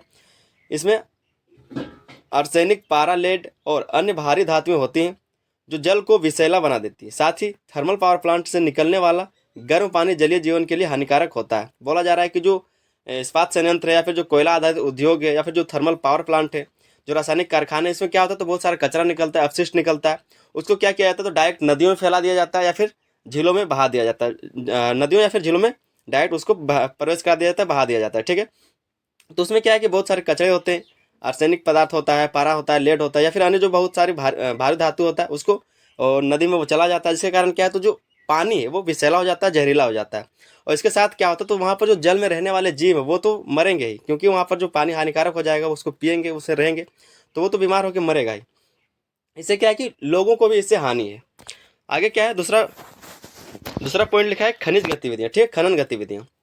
खनन के कारण कैसे जल प्रदूषित होता है, तो झारखंड में कोयला, लो अयस्क, बॉक्साइट, तांबा और चूना पत्थर का बड़े पैमाने पर खनन किया जाता है। कौन कौन सा? कोयला हो गया, लो अयस्क, बॉक्साइट, तांबा, चूना पत्थर, ये सब का बड़े मात्रा में क्या होता है, खनन किया जाता है। खनन से निकलने वाला अपशिष्ट और एसिड माइन ड्रेनेज, जिसको बोलते हैं एसिड माइन ड्रेनेज, ठीक है, जल स्रोतों को दूषित करता है। कोयला खदानों से निकला प्रदूषित पानी भूजल और सतही जल दोनों को नुकसान पहुंचाता है। जो कोयला खदान से निकलता है पानी, वो क्या है, तो भूजल और सतही जल दोनों को नुकसान पहुंचाता है। इसके अलावा भारी धातुओं की अधिकता से जल की गुणवत्ता खराब हो जाती है, जिससे स्थानीय समुदायों को पीने योग्य जल की समस्या का सामना करना पड़ता है। तो क्या होता है, अगर पानी गंदा हो जाएगा, दूषित हो जाएगा, जहरीला हो जाएगा, तो उसको पीने योग्य नहीं बचेगा वो। तो जो भी वहाँ के आसपास के लोग हैं वो पानी के लिए तरस जाएंगे। ठीक है, मतलब पानी उसको मिलेगा नहीं, पानी की समस्या देखा जाएगा। तीसरा जो पॉइंट है वो है शहरीकरण एवं ठोस अपशिष्ट। शहरीकरण एवं ठोस अपशिष्ट, तो शहरीकरण के बढ़ते प्रभाव के कारण ठोस एवं तरल कचरे का सही ढंग से निपटान ना होने से जल स्रोत प्रदूषित हो रहे हैं। क्या बोला जा रहा है, मान लीजिए कि कहीं पर आप फैक्ट्री लगाते हैं या फिर कोई फैक्ट्री लगाया हुआ है, अगर उसका सही तरह से निपटान किया जाएगा तो फिर प्रदूषण होगा? नहीं होगा। उसका जो सही तरीके से निपटान नहीं हो रहा है, उसके कारण ही जल प्रदूषण, वायु प्रदूषण, भूमि प्रदूषण, ये सब होता है। वही लिखा हुआ है कि शहरीकरण के बढ़ते प्रभाव के कारण ठोस एवं तरल कचरे का सही ढंग से निपटान ना होने से जल स्रोत प्रदूषित हो रहे हैं। नगर पालिकाओं द्वारा नालों और सीवेज का अव्यवस्थित निपटान नदियों और तालाबों में गंदगी फैलाता है। प्लास्टिक, घरेलू कचरा और हानिकारक रसायन जल को विषैला बना देते हैं, जिससे जलीय जीवों और मानव स्वास्थ्य पर गंभीर प्रभाव पड़ता है। क्या बोल रहा है कि जो अव्यवस्थित निपटान है, जिसके क्या किसके द्वारा, तो नगर पालिकाओं के द्वारा। जैसे नालियों का, जो हमारे घर से जो कचरा निकलता है उसको नालियों से सीधा नदी में मिला दिया जाता है। आपने अपने शहर में भी देखा होगा कि जो नाली है वो सीधा आपका नदी में ही कहीं ना कहीं जाके मिलता है, तो सारा कचरा जो है नदी में जाता है। तो इसके लिए जिम्मेदार तो ये नगर पालिका लोग भी है। ठीक है, फिर आपका जो घरेलू कचरा है, या फिर जो प्लास्टिक वगैरह है, या फिर जो हानिकारक रसायन है, वो क्या होता है, तो जल में जैसे ही जाता है वो विषैला हो जाता है, और जो वहाँ के जो जलीय जीव है या फिर जो मानव है उसके स्वास्थ्य पर भी इसका प्रभाव पड़ता है। चौथा जो इसका कारण है, स्रोत है, वो है कृषि में रासायनिक उर्वरकों एवं कीटनाशकों का प्रयोग। कृषि में रासायनिक उर्वरक का प्रयोग और कीटनाशकों का प्रयोग, ठीक है। तो झारखंड में कृषि में अधिक उपज प्राप्त करने के लिए रासायनिक उर्वरकों और कीटनाशकों का अत्यधिक प्रयोग किया जाता है। जैसे कि जानते हैं आप लोग कि झारखंड का जो भूमि है वो बहुत ज़्यादा उपजाऊ नहीं है, क्योंकि यहाँ पर पहाड़ी क्षेत्र है, तो यहाँ पर जो कुछ भी उपजाने के लिए आपको उर्वरक देना पड़ता है, रासायनिक उर्वरकों या फिर कीटनाशकों का इस्तेमाल करना पड़ता है। तो वही बोला जा रहा है कि झारखंड में कृषि में अधिक उपज प्राप्त करने के लिए रासायनिक उर्वरकों और कीटनाशकों का अत्यधिक प्रयोग किया जाता है। ये नाइट्रेट और फास्फेट युक्त रसायन बारिश के पानी के साथ बहकर जल स्रोतों में मिल जाते हैं, जिससे जल में हानिकारक शैवालों की वृद्धि होती है, जिससे ऑक्सीजन की कमी हो जाती है और जलीय जीवों का जीवन संकट में पड़ जाता है। क्या रहा कि वहाँ पर जो शैवाल हानिकारक शैवालों का वृद्धि हो जाता है, जिससे जो ऑक्सीजन की कमी होगा और जो जल में रहने वाले जीव है वो सांस नहीं ले पाएंगे, और वो क्या होगा, उसका जो जीवन है वो संकट में पड़ जाएगा। बहुत सारे जो कृषि है, मतलब कि जो कृषि में हम लोग उर्वरक छींटते हैं जमीन में, खेतों में, तो वहाँ पर जो केंचुआ होता है या फिर जो छोटे छोटे जीव होते हैं वो भी मर जाता है। पांचवा पॉइंट है धार्मिक एवं सामाजिक गतिविधियाँ। धार्मिक एवं सामाजिक गतिविधियाँ, उसके कारण कैसे जल प्रदूषण होता है। तो झारखंड में धार्मिक अनुष्ठानों और मेलों के दौरान बड़ी मात्रा में मूर्तियाँ, पूजन सामग्री, फूल और अन्य अपशिष्ट जल स्रोतों में प्रवाहित किए जाते हैं। इससे जल की गुणवत्ता प्रभावित होती है और उसमें हानिकारक बैक्टीरिया एवं रसायनों की वृद्धि होती है। क्या बोला जा रहा है कि जो हम लोग पूजा करते हैं, जैसे हम लोग मूर्ति विसर्जन करते हैं, या फिर जो फल फूल वगैरह बच जाता है, जो भी जैसे कि हम लोग बहुत सारा काम करते हैं, तो वहाँ पर जो भी बचता है, जो अपशिष्ट बच जाता है, उसको क्या करते हैं, नदी में बहाते हैं, और नदी में वही क्या होता है, तो सड़ गल के क्या होता है, वो जल को प्रदूषित करता है, जो जल का गुणवत्ता है उसको प्रभावित करता है, ठीक है। आगे लिखा है कि इसके अलावा सामाजिक आयोजनों के दौरान गंदगी बढ़ने से जल प्रदूषण की समस्या और गंभीर हो जाती है। फिर बोला जा रहा है कि जो सामाजिक आयोजन किया जाता है उसके दौरान जब गंदगी फैलता है, उससे क्या होता है, तो जल प्रदूषण की समस्या और गंभीर होता जाता है। छठा पॉइंट है जल संसाधनों का अति दोहन एवं अतिक्रमण। जल संसाधन का जितना दोहन होगा जितना अतिक्रमण होगा उतना इसका जो है प्रदूषण बढ़ेगा। क्या लिखा हुआ कि झारखंड में नलकूपों की अत्यधिक खुदाई और जल स्रोतों पर बढ़ते अतिक्रमण से जल स्तर गिर रहा है। तालाबों, झीलों और नदियों के किनारे पर अनियंत्रित निर्माण कार्यों के कारण जल निकाय संकुचित हो रहे हैं। वर्षा जल संचयन की अनुपस्थिति और जल संरक्षण उपायों की कमी से जल स्रोत धीरे धीरे नष्ट हो रहा है। बहुत ज़्यादा जब बोरिंग करवाए जाएंगे, ठीक है, बोरिंग से पानी निकाल के वेस्ट किया जा रहा है, खुदाई करके पानी निकाला जा रहा है, तो जो इसके कारण जो है जल स्तर जो है वो और नीचे ही जाता जा रहा है, ठीक है। मतलब जल स्तर जो पहले मान लीजिए कि 100 फीट में पानी निकलता था, अब क्या निकल रहा है, तो वो 250 फीट में पानी निकल रहा है। तो इसका कहने का मतलब यही है कि जैसे जैसे पानी का दोहन होता रहा है, जल का दोहन हो रहा है, उसके कारण क्या है, तो जल स्तर नीचे जा रहा है। उसी में लिखा हुआ है कि नदियों के किनारे पर अनियंत्रित निर्माण कार्यों के कारण जल निकाय संकुचित हो रहे हैं। जो नदी के किनारे अनियंत्रित जो निर्माण हो रहा है उसके कारण क्या है, जल निकाय संकुचित हो रहा है, मतलब जल को निकलने का सही से रास्ता नहीं मिल रहा, ठीक है। वर्षा जल संचयन की अनुपस्थिति और जल संरक्षण उपायों की कमी से जल स्रोत धीरे धीरे नष्ट हो रहे हैं। वर्षा का जो जल उसको संचयन रोका नहीं जा रहा है, उसको बहने दे दिया जा रहा है, ठीक है। और जो जल संरक्षण के उपाय उसमें भी कमी है, मतलब जो जल संरक्षण का जो उपाय होना चाहिए, जल को बचाने का जो उपाय होना चाहिए वो भी नहीं है। तो इसी कारण क्या है, तो जल का जो स्रोत है वो धीरे धीरे खत्म होता जा रहा है। तो ये सब कुछ कारण और स्रोत था, ठीक है। आगे हम लोग निष्कर्ष को देख लेते हैं। इसी तरह से आप लोग क्वेश्चन का आंसर वहां पर जाके लेके आप चाहे तो पैराग्राफ को बढ़ा सकते हैं, एक दो पॉइंट आप खुद से भी ऐड कर सकते हैं। जैसे कि इसका स्वास्थ्य पर अलग से आप लिख सकते हैं कि स्वास्थ्य पर इसका कैसे प्रभाव पड़ता है, तो ये सब आप अपने से भी लिख सकते हैं, ठीक है। निष्कर्ष में आपको ये लिखना है कि झारखंड में जल प्रदूषण की समस्या गंभीर होती जा रही है, जिसे नियंत्रित करना अत्यंत आवश्यक है। यदि उद्योगों, खनन, कृषि और शहरी विकास में पर्यावरण अनुकूल उपायों का अपनाया जाए तो जल संसाधनों को संरक्षित किया जा सकता है। क्या बोल रहा है कि अगर उद्योगों, खनन, कृषि और शहरी विकास में पर्यावरण अनुकूल उपायों को अपनाया जाए, मतलब जो पर्यावरण के अनुकूल हो उन सभी उपायों को अगर अपनाया जाता है इन सब क्षेत्रों में, तो क्या होगा कि जल संसाधनों को संरक्षित किया जा सकता है। सरकार, उद्योगों, किसानों और आम जनता को मिलकर जल संरक्षण के लिए ठोस कदम उठाने होंगे, ताकि स्वच्छ जल की उपलब्धता बनी रहे और पर्यावरण संतुलित रहे। जल प्रदूषण को रोककर हम एक स्वच्छ और समृद्ध झारखंड की दिशा में आगे बढ़ सकते हैं, ठीक है। तो ये आपका निष्कर्ष है। निष्कर्ष में आप ये लाइन जरूर लिख दीजिएगा, ठीक है। ये लाइन आप लिख दीजिएगा ताकि आपका जो आंसर है वो देखने में अच्छा लगे। चलिए, उम्मीद करते हैं बहुत अच्छे से सारा पॉइंट आपको समझ में आ गया होगा, और जो कुछ क्वेश्चन अभी 4-5 बचा है वो अभी हम तुरंत ही अपलोड करते जाएंगे, और आपका एक पूरा प्लेलिस्ट बना दिया जाएगा, और साथ ही में एक बड़ा वीडियो हम 2 से 2.5 घंटे का ला देंगे, जहाँ पर आपको सारा क्वेश्चन का आंसर मिल जाएगा। चलिए मिलते हैं अगले वीडियो में, तब तक के लिए धन्यवाद, जय हिंद। दोस्तों, सेमेस्टर 4 बीएससी इन्वायरमेंटल स्टडीज़ का एक बहुत ही इंपॉर्टेंट क्वेश्चन है कि ओजोन परत के क्षरण का मुख्य कारण क्या है। क्वेश्चन को एक बार फिर से पढ़ देते हैं। क्या लिखा है कि ओजोन परत के क्षरण का मुख्य कारण क्या है। ओजोन जो परत होता है उसका जो क्षरण है उसका क्या क्या कारण है, क्या क्या मुख्य कारण है। ठीक है, सबसे पहले आप समझिए कि ओजोन होता क्या है। ओजोन जो है एक परत है जो समताप मंडल में स्थित होता है। ओजोन एक परत है जो समताप मंडल में स्थित है और सूरज से जो पराबैंगनी किरण आते हैं उसको रोक करके पृथ्वी में आने से उसको रोकता है, जिसके कारण क्या है, सब लोग जो है सुरक्षित रहते हैं, सभी जीव जो सुरक्षित रहते हैं। आगे हम लोग इसी के बारे में और डिस्कस करेंगे बहुत ही विस्तार में। तो वीडियो पर आप लोग अंत तक बने रहिए और बहुत ही अच्छे से आपको समझ में आने वाला है, तो वीडियो को आप लोग अंत तक जरूर देखें। और चैनल पर नए तो चैनल को सब्सक्राइब कर दीजिए, साथ ही हमारे दोस्तों तक इस वीडियो को शेयर कर दीजिए। आइए समझते हैं इस क्वेश्चन के आंसर को। सबसे पहले आप एक भूमिका लिखेंगे कि ओजोन परत हमारे वायुमंडल में एक सुरक्षात्मक ढाल की तरह काम करती है, जो सूर्य की हानिकारक पराबैंगनी, जिसको यूवी किरण भी कहते हैं, ठीक है, पराबैंगनी किरणों को पृथ्वी तक पहुंचने से रोकती है। यह परत मुख्य रूप से समताप मंडल, जिसको बोलते हैं स्ट्रेटोस्फेयर, में पाई जाती है और पृथ्वी पर जीवन के लिए बहुत जरूरी है। लेकिन मानव गतिविधियों के कारण यह परत धीरे धीरे कमजोर हो रही है, जिससे त्वचा कैंसर, मोतियाबिंद, जलवायु परिवर्तन और पारिस्थितिक असंतुलन जैसी गंभीर समस्याएं उत्पन्न हो रही है। तो ये क्या है, ये एक परत होता है जो समताप मंडल में स्थित है, जिसको बोलते हैं स्ट्रेटोस्फेयर। वहां पर ये स्थित है और जो सूरज के द्वारा जो परावैंगनिक हानिकारक परावैंगनिक किरण आता है उसको वहां पर अवशोषित करता है और पृथ्वी पर आने से उसको रोकता है। अगर वो पृथ्वी से क्या होगा, तो त्वचा कैंसर हो जाएगा, मोतियाबिंद, जलवायु परिवर्तन, इस तरह की बहुत सारी समस्याएं जो यहाँ पर देखी जाएंगी। और कुछ कुछ जो हानिकारक जो गैसें पृथ्वी से बाहर जा रही है, जिससे क्या आ रहा है, तो ओजोन परत धीरे धीरे कमजोर पड़ता जा रहा है, कमजोर होता जा रहा है, इसके कारण बीमारियां फैलती जा रही हैं। आगे हम लोग इसी के बारे में बहुत ही जानकारी से बात करेंगे। क्या लिखा है कि ओजोन परत के क्षरण का मुख्य कारण। ओजोन परत के क्षरण का क्या क्या कारण होता है, क्या मुख्य कारण है, उसको जानते हैं।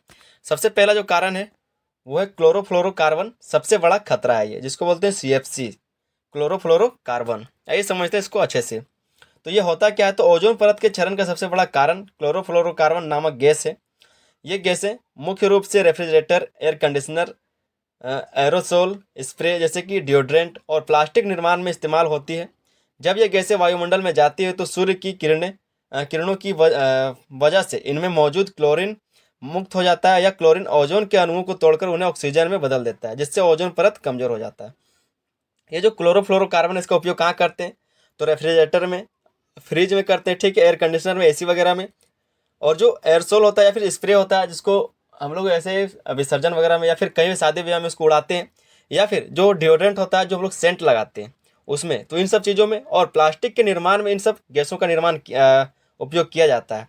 जब ये गैसें वायुमंडल में जाती है, जब इसको जलाया जाता है, या फिर जब ये निकलता है, उत्सर्जित होता है, जब ये वायुमंडल में जाएगा तो क्या होगा, सूर्य की किरणों की वजह से इसमें मौजूद जो क्लोरीन होता है वो मुक्त हो जाता है। इसमें जो क्लोरीन होता है इस गैस में, CFC में, वो क्या होगा, वो मुक्त हो जाएगा और इसी कारण ये क्लोरीन ओजोन के अणुओं को तोड़कर उन्हें ऑक्सीजन में बदल देता है। ओजोन के अणु को तोड़कर उसको ऑक्सीजन में बदलता है और जिससे ओजोन परत कमजोर हो जाती है, जिससे ओजोन परत कमजोर होता है और जो परावैंगनिक किरण वो धीरे धीरे पृथ्वी पर प्रवेश करता है, जिसके कारण कई सारी बीमारियां हो रही हैं। दूसरा जो कारण है वो है हाइड्रोफ्लोरोकार्बन, ठीक है, हाइड्रोफ्लोरोकार्बन और हाइड्रोक्लोरोफ्लोरोकार्बन, तो दोनों HFC और HCFC, तो ये दोनों गैसें हैं।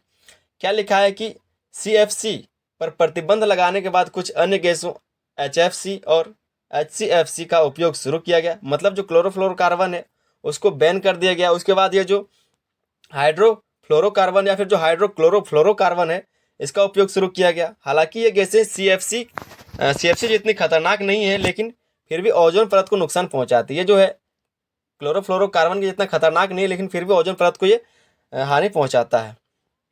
तीसरा पॉइंट लिखा हुआ है कि नाइट्रोजन ऑक्साइड, नाइट्रस ऑक्साइड, ठीक है, नाइट्रस ऑक्साइड, तो कृषि और उद्योगों से निकलने वाली गैस है। ये कृषि या फिर उद्योग से निकलने वाली गैस है। क्या होता है, तो कृषि में रासायनिक उर्वरकों, फर्टिलाइजर्स के अधिक उपयोग से नाइट्रस ऑक्साइड गैस बनती है, जो हवा में मिलकर ओजोन परत को नुकसान पहुंचाती है। ये बनता कैसे, तो कृषि में रासायनिक उर्वरक का अधिक उपयोग से नाइट्रस ऑक्साइड जो है गैस बनता है, जो हवा में मिलकर ओजोन परत को नुकसान पहुंचाता है। फिर आगे लिखा है कारखानों और वाहनों से निकलने वाली गैसें भी ओजोन को नुकसान पहुंचाती है। या फिर जो कारखानों से धुआं निकलता है जो प्रदूषण निकलता है या फिर जो वाहनों से निकलने वाला गैस है, उससे क्या होता है, तो ओजोन पर जो है उसका नुकसान पहुंचता है, ओजोन पर इसका प्रभाव पड़ता है इन गैसों का, जिसको क्या बोलते हैं, नाइट्रस ऑक्साइड। चौथा जो गैस है वो है हाल्बन या फिर हैलोन्स और कार्बन टेट्राक्लोराइड, ठीक है, टेट्राक्लोराइड। तो इसमें क्या होता है, तो अग्निशमन यंत्र में इसका इस्तेमाल होने वाली हर्बोन गैसें ओजोन परत को नुकसान पहुंचाती है। जो हैलोन्स गैस है वो क्या करता है, इसका उपयोग जो है अग्निशमन यंत्र में किया जाता है, लेकिन इससे जो निकलने वाला गैस है वो ओजोन परत को नुकसान पहुंचाती है। क्या बोला जा रहा है कि अग्निशमन यंत्र में इस्तेमाल होने वाली हैल्बोन गैसें ओजोन परत को नुकसान पहुंचाती है। दूसरा जो पॉइंट लिखा हुआ है, कार्बन टेट्राक्लोराइड नामक रसायन भी औद्योगिक प्रक्रियाओं में उपयोग होता है, जो वायुमंडल में जाकर ओजोन को कमजोर करता है। ये जो कार्बन टेट्राक्लोराइड है ये भी रसायन है और जो औद्योगिक प्रक्रिया है उसमें उपयोग किया जाता है, जो वायुमंडल में जाकर ओजोन को कमजोर करता है। पांचवा जो पॉइंट है वो है रॉकेट और जेट विमान का उत्सर्जन। जो रॉकेट या फिर जो जेट विमान है उसके द्वारा जो उत्सर्जन होता है, वो जो गैस उत्सर्जन होता है उसके कारण कैसे इस पर प्रभाव पड़ता है। सबसे पहला पॉइंट है कि रॉकेट और ऊंचाई पर उड़ने वाले जेट विमान जब वायुमंडल में गैस छोड़ते हैं तो वे सीधे ओजोन परत को नुकसान पहुंचाते हैं, क्योंकि ये सब समताप मंडल में उड़ता है, ऊंचाई पर उड़ता है, तो क्या होता है, डायरेक्ट वहीं पर पहुंच जाता है। क्या बोला जा रहा है कि रॉकेट और ऊंचाई पर उड़ने वाले जेट विमान और जब वायुमंडल में गैसें छोड़ते हैं तो वे सीधे ओजोन परत को नुकसान पहुंचाते हैं। इससे ओजोन में छेद बनने की संभावना बढ़ जाती है। इससे क्या होता है, तो ओजोन में छेद बन जाता है, इसका संभावना बढ़ता है, और इससे क्या होगा, तो बीमारी नीचे आएगा, नीचे जो पराबैंगनी किरण है वो नीचे आएगा पृथ्वी पर और धीरे धीरे बीमारी फैलेगा। आगे हम लोग जानेंगे ओजोन परत के क्षरण के प्रभाव। ओजोन परत के क्षरण से क्या क्या प्रभाव पड़ते हैं। सबसे पहला आपका त्वचा कैंसर और मोतियाबिंद, ये सब कुछ बीमारियां हैं। तो त्वचा कैंसर और मोतियाबिंद जैसी समस्याएं यहाँ पर देखी जाती हैं, किसके कारण, तो ओजोन परत के क्षरण के कारण। लिखा है कि सूर्य की पराबैंगनी किरणें सीधे पृथ्वी पर पहुंचकर त्वचा संबंधी रोगों और आंखों में मोतियाबिंद की समस्या को बढ़ाती हैं। क्या बोला जा रहा है कि जो सूर्य से पराबैंगनी किरण सीधे पृथ्वी पर पहुंचेगा, ओजोन परत तो खत्म हो गया, अब सीधा जो है पृथ्वी पर उसका किरण पड़ेगा, जिससे क्या होगा, तो त्वचा संबंधी रोग होगा, आंखों में मोतियाबिंद की समस्या को बढ़ाती है। जैसे जैसे जो हमारा ओजोन परत है उसका जैसे नुकसान होता जाएगा, वैसे वैसे हम लोग बीमारी से ग्रस्त होते जाएंगे। जितना बचा हुआ है उतना अच्छा, और जैसे खत्म होगा वैसे वैसे बीमारी फैलता जाएगा। दूसरा है फसल उत्पादन पर असर। फसल उत्पादन पर इसका असर पड़ता है। तो यूवी किरणों के कारण पौधों की वृद्धि प्रभावित होती है, जिससे कृषि उत्पादन कम हो जाता है। यूवी किरणों का प्रभाव किस पर पड़ता है, तो पौधों पर भी इसका प्रभाव पड़ता है, इसकी वृद्धि पर भी इसका प्रभाव पड़ता है, जिसके कारण क्या होगा, तो जो कृषि उत्पादन है वो कम हो जाएगा। और तीसरा जो पॉइंट है वो है जलवायु परिवर्तन। तो ओजोन परत के कमजोर होने से पृथ्वी का तापमान बढ़ रहा है, जिससे जलवायु परिवर्तन और प्राकृतिक आपदाएं बढ़ रही हैं, जैसे कि बाढ़ या फिर सूखा वगैरह बढ़ रहा है। तो ये सब कुछ कारण था, और अगर आप लोग लिख सकते तो एक दो कारण आप अपने से खुद से लिख दीजिएगा, और इसको जो यहाँ पर जो पैराग्राफ छोटा देख रहे हैं उसको आप बढ़ाकर लिखेंगे, ताकि जो उसके बाद एक निष्कर्ष को आप लोग जरूर देख लेंगे। निष्कर्ष में क्या लिखना है कि ओजोन परत का क्षरण मुख्य रूप से CFC और अन्य हानिकारक गैसों के कारण हो रहा है।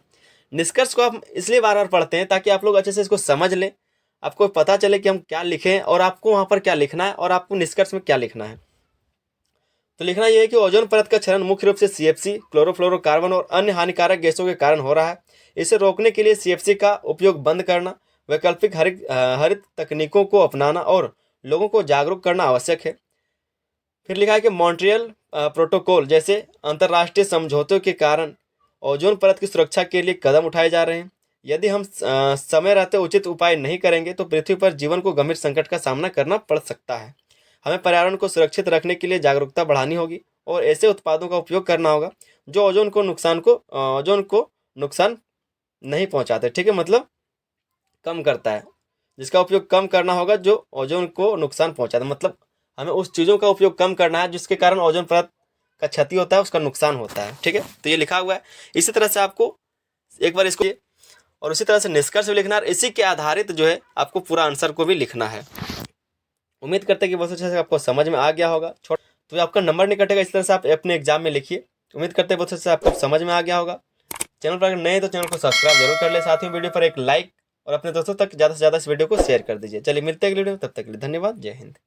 हेलो मेरे दोस्तों, स्वागत है आप सभी का आपके अपने YouTube channel SS study material पर। दोस्तों हम लोग देख रहे हैं सेमेस्टर 4 का BSc 2 का एक बहुत ही इंपॉर्टेंट क्वेश्चन को, ठीक है दोस्तों। अगर ये क्वेश्चन का आप पूरा आंसर को देखते हैं, पूरा वीडियो अगर आप एक बार देख लेते हैं तो सिर्फ आपका ये इन्वायरमेंटल स्टडीज का ही आपका क्वेश्चन नहीं है, बाकी आपका ज्योग्राफी का जो है कहीं आपका ये काम आने वाला है। और सिर्फ आपका सेमेस्टर 4 या फिर बीएससी में ही नहीं, बाकी कई सारे सेमेस्टर में या फिर विषय में आपको ये काम आने वाला है। ठीक है, तो वीडियो को आप लोग अंत तक देखिए, और चैनल पर अगर नए हैं तो चैनल को सब्सक्राइब कर लीजिए, साथ ही में अपने दोस्तों तक भी इसको शेयर कर दीजिए।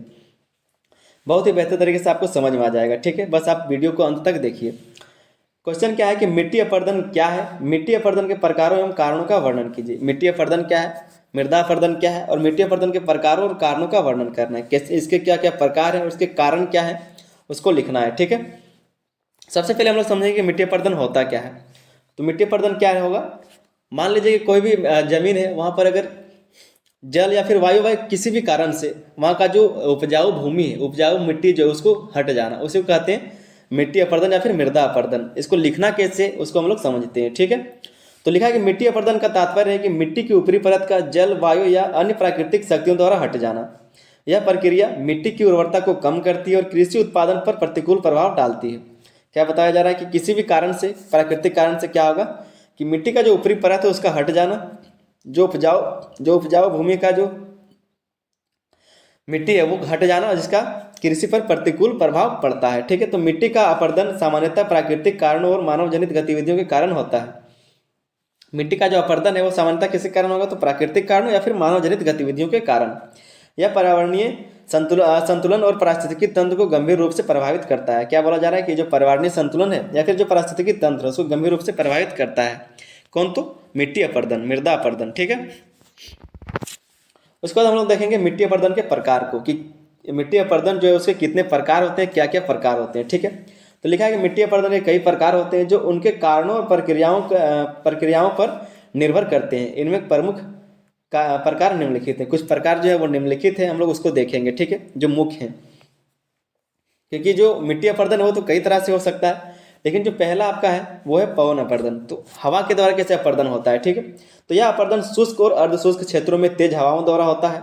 जब मिट्टी के कण सूख जाते हैं और उनके ऊपर कोई वनस्पति आवरण नहीं होता, तो तेज हवाएं इन्हें उड़ाकर दूर तक ले जाती हैं। रेगिस्तानी क्षेत्रों में यह समस्याएं अधिक पाई जाती है, जहां बंजर भूमि का विस्तार होता है। पवन अपरदन के कारण हवा में धूल और मिट्टी के कणों की मात्रा बढ़ जाती है, जिससे वायु गुणवत्ता पर प्रतिकूल प्रभाव पड़ता है।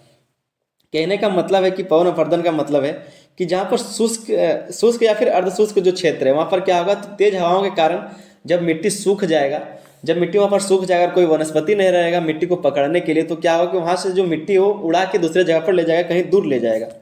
तो इससे क्या होगा कि मिट्टी का अपरदन होगा। ठीक है, मिट्टी का अपरदन होगा। इससे क्या होगा, तो क्या इससे बोला जा रहा है कि धूल और मिट्टी के कणों की मात्रा बढ़ जाती है और जिससे वायु गुणवत्ता पर भी प्रतिकूल प्रभाव पड़ता है। तो इसके कारण कई सारे और भी प्रतिकूल प्रभाव पड़ते हैं मिट्टी के अपरदन के साथ साथ। दूसरा आपका पॉइंट है, दूसरा आपका प्रकार है वो जल अपरदन। जल के कारण कैसे अपरदन होता है, तो जल अपरदन वर्षा और बहते हुए पानी के कारण होता है। जब भारी बारिश होती है तो पानी मिट्टी को काटता है और बहाता है। यह अपरदन 3 प्रमुख रूपों में देखा जा सकता है।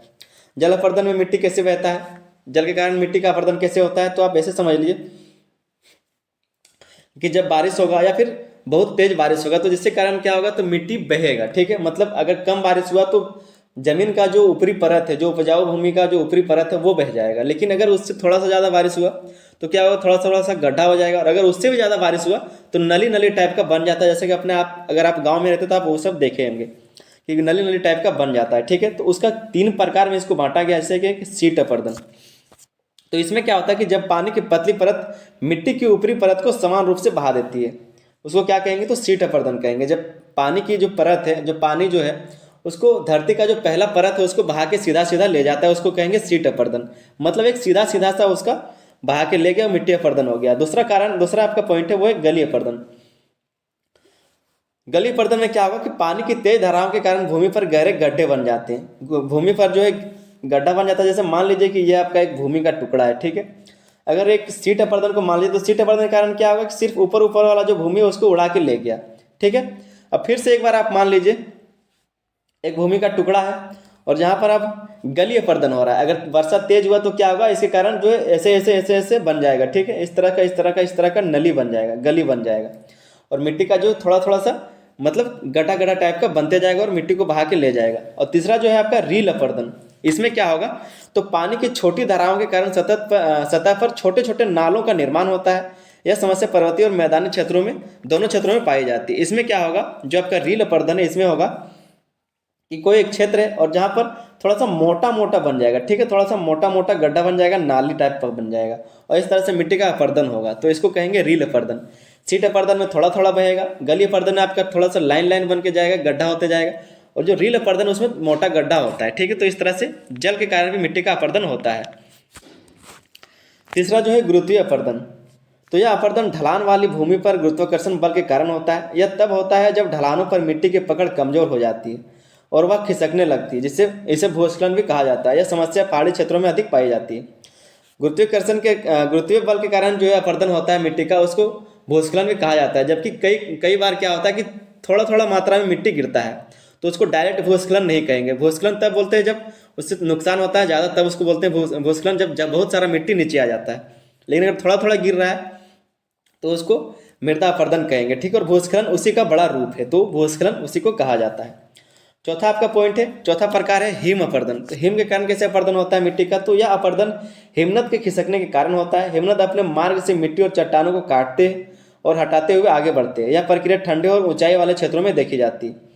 हिम अपर्दन कैसे होगा, तो हिम का जो टुकड़ा होता है, जो बर्फ का जो टुकड़ा होता है, बहुत बड़ा बड़ा चट्टान का बात कर रहे हैं, ऐसा नहीं हम लोग जो देखते हैं मछली में दिया हुआ रहता है वो बर्फ का बात नहीं हो रहा है। यहाँ पर जो बड़े बड़े ऊंचे ऊंचे क्षेत्रों में रहता है उस हिम का बात हो रहा है, उस बर्फ का बात हो रहा है कि बहुत बड़े बड़े बर्फ वो जब नीचे गिरता है, खिसकता है, तो उससे क्या होता है कि उसके नीचे जो भी मिट्टी रहता है या फिर जो भी पत्थर कंकड़ या फिर जो चट्टान होता है उसको काटते छाटते हुए वो नीचे आता है, जिससे कारण क्या होता है, तो मिट्टी का अपर्दन होता है।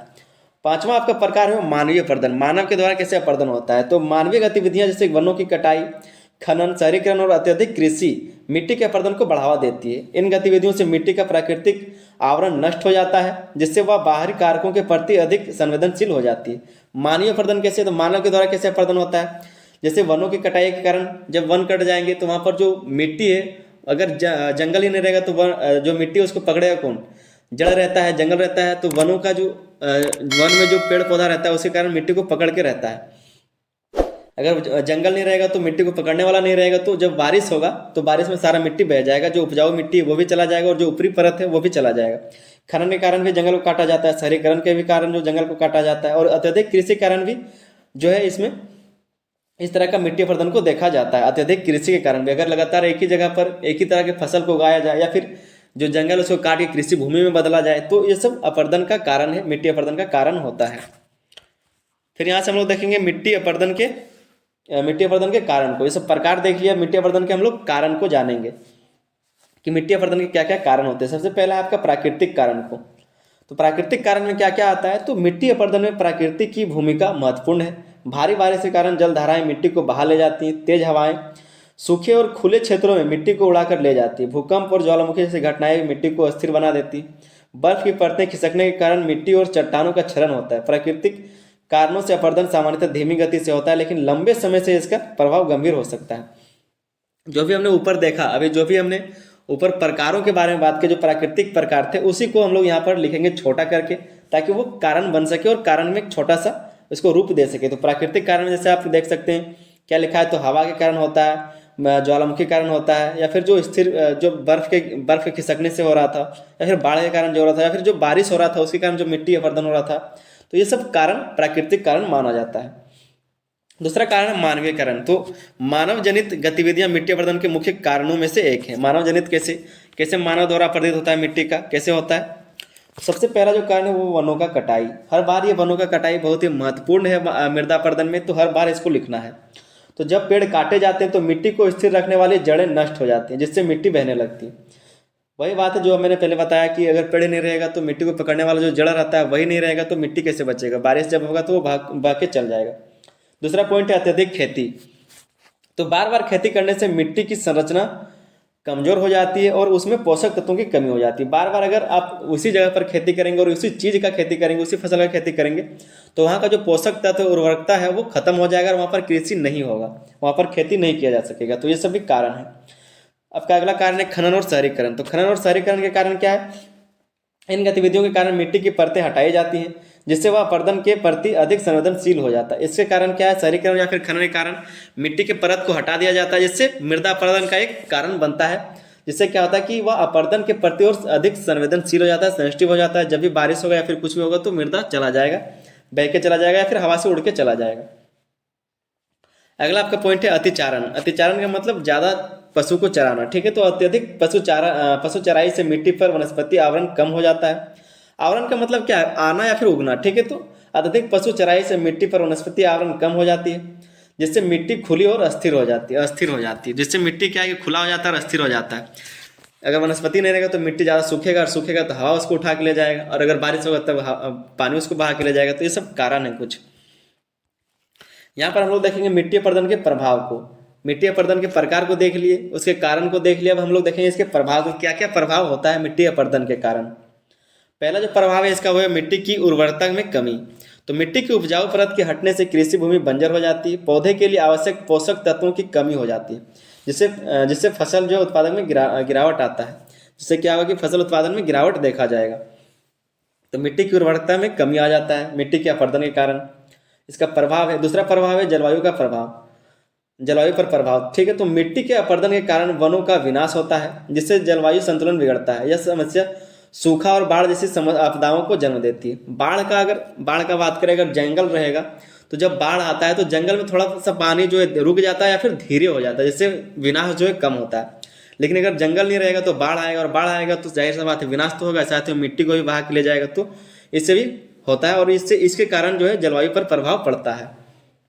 तीसरा प्रभाव है जल स्रोतों का प्रदूषण। जल स्रोतों का प्रदूषण, तो मिट्टी का बहाव नदियों, झीलों और तालाबों में जमकर उन्हें गंदा करता है। इससे क्या होता है, तो जल स्रोतों की गुणवत्ता प्रभावित होती है। इसके कारण क्या है कि जल का जो स्रोत है या फिर जो जल का गुणवत्ता है वो प्रभावित होगा।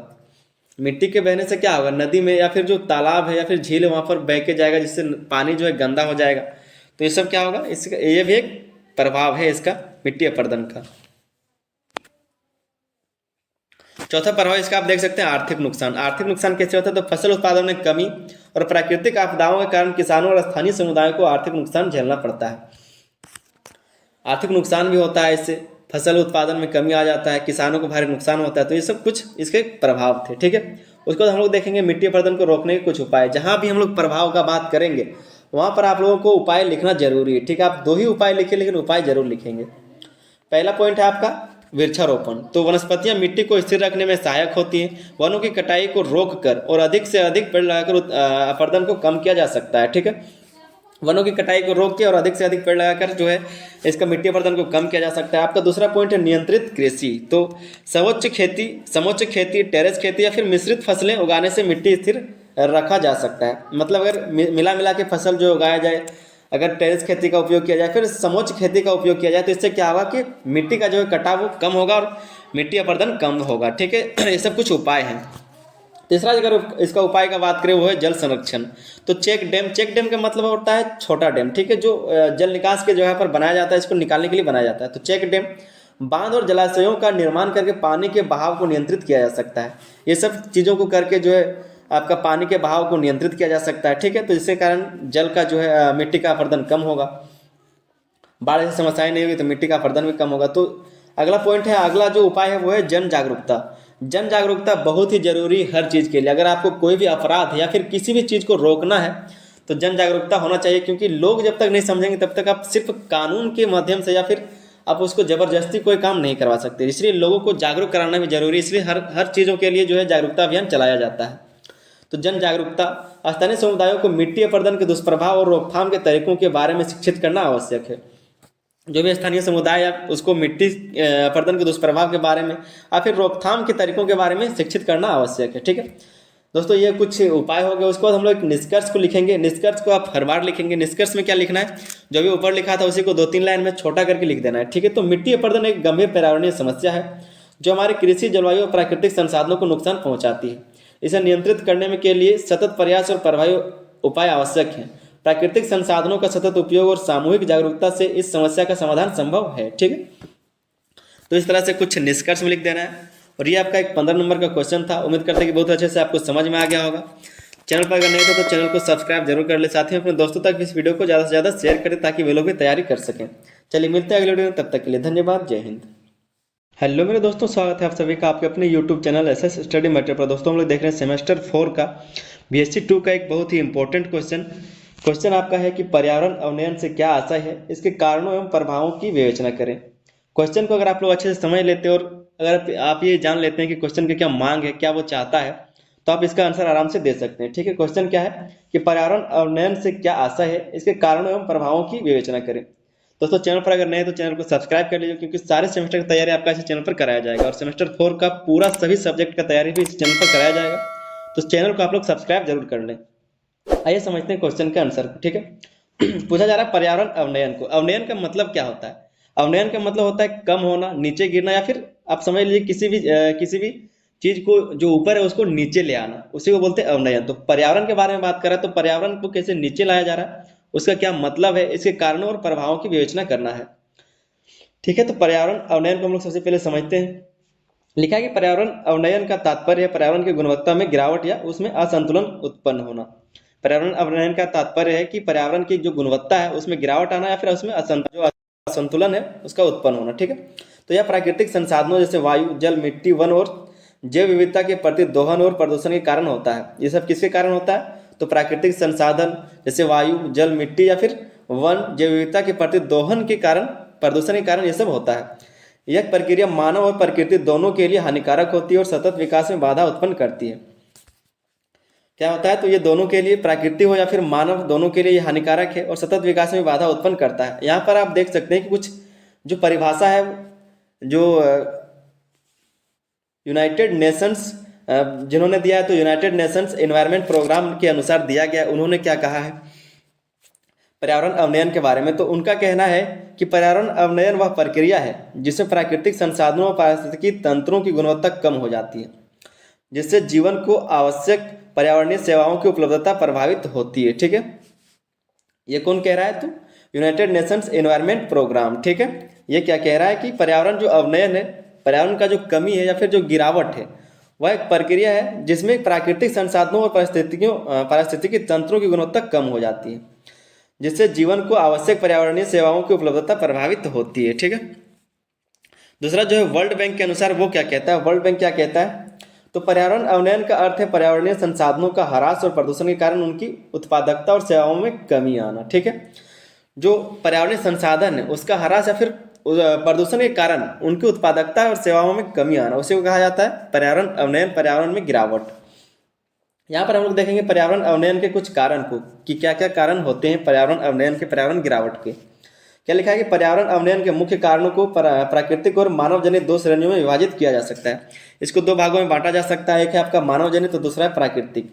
यहाँ पर पहले हम लोग देखेंगे ए नंबर में प्राकृतिक कारण को और उसके बाद देखेंगे हम लोग मानव जनित कारण को। सबसे पहले हम लोग प्राकृतिक कारण को देख लेते हैं कि इसके कारण कैसे पर्यावरण जो है गिरावट होता है, पर्यावरण में कैसे गिरावट होता है, पर्यावरण अवनयन कैसे होता है। इसका जो पहला कारण है, पहला पॉइंट है वो बाढ़ और भूकंप। तो ये मिट्टी के कटाव और जल स्रोतों को दूषित होने के कारण बनते हैं। क्या होता है, पर्यावरणीय कारण में आपका बाढ़ और भूकंप आता है, जिसमें क्या होता है, तो मिट्टी का कटाव हो जाता है, जल स्रोतों का दूषित होना ये कारण बनता है। ठीक है, दूसरा पॉइंट है आपका ज्वालामुखी विस्फोट। तो इससे वायुमंडल में विषैली गैसें और राख फैलती हैं जो पर्यावरण को प्रभावित करता है।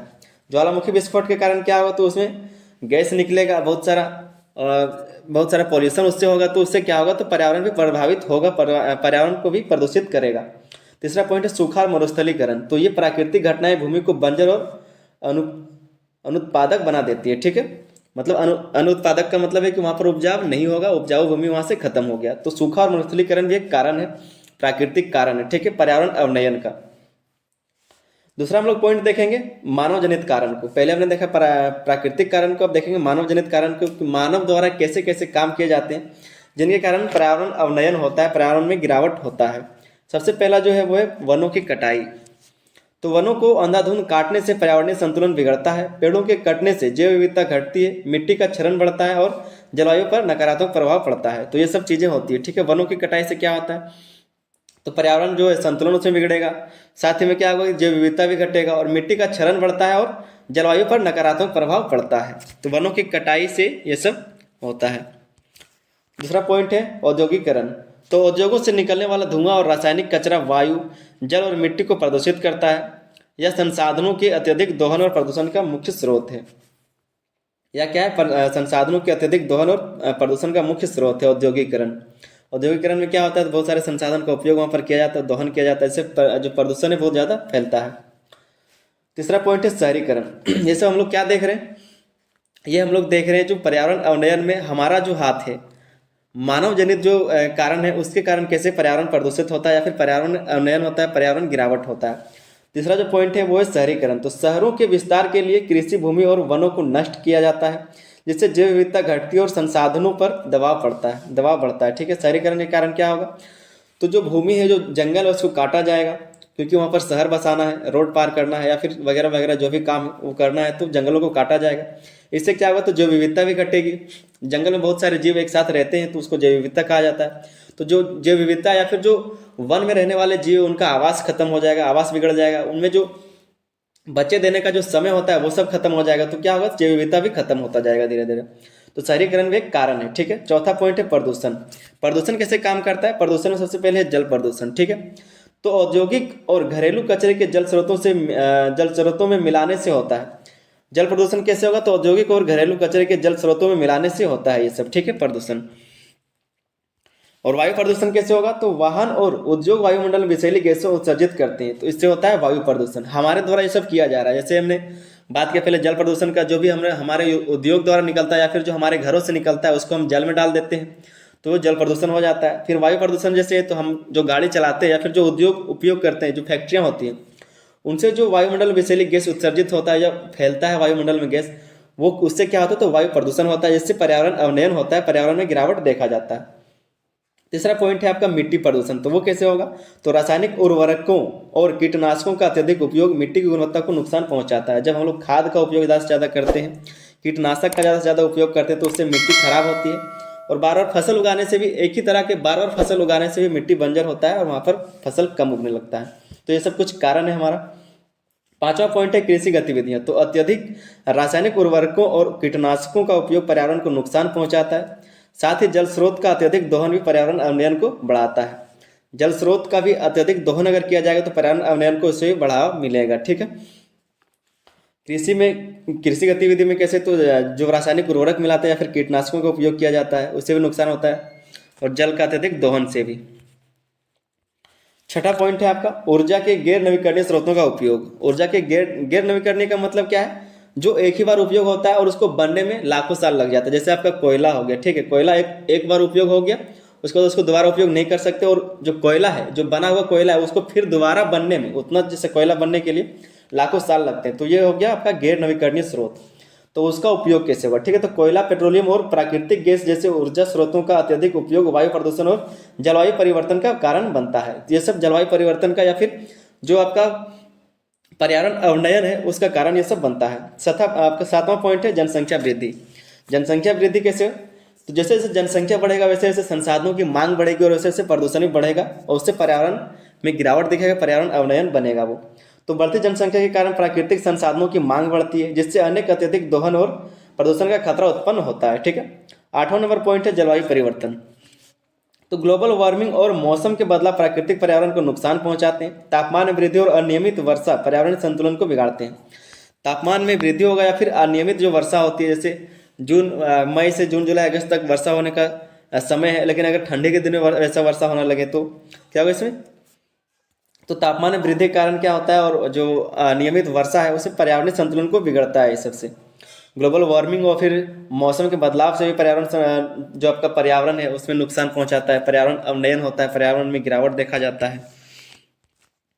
ये कुछ कारण था मानव जनित। यहाँ से हम लोग देखेंगे पर्यावरण अवनयन के प्रभाव, पर्यावरण के अवनयन से क्या क्या प्रभाव पड़ते हैं, पर्यावरण के गिरावट से क्या क्या प्रभाव होता है उसको। ठीक है, तो सबसे पहला इसका प्रभाव है जैव विविधता में कमी। सबसे पहला जो प्रभाव इसका जैव विविधता में पड़ता है, तो प्रदूषण और वनों की कटाई से विभिन्न प्रजातियां विलुप्त हो जाती, कई सारे प्रजातियां जो विलुप्त हो जाती, क्योंकि जब जंगल नहीं रहेगा, उनका आवास नहीं रहेगा, तो उनमें जो प्रजनन का शक्ति, जो प्रजनन का समय है वो भी खत्म हो जाएगा धीरे धीरे।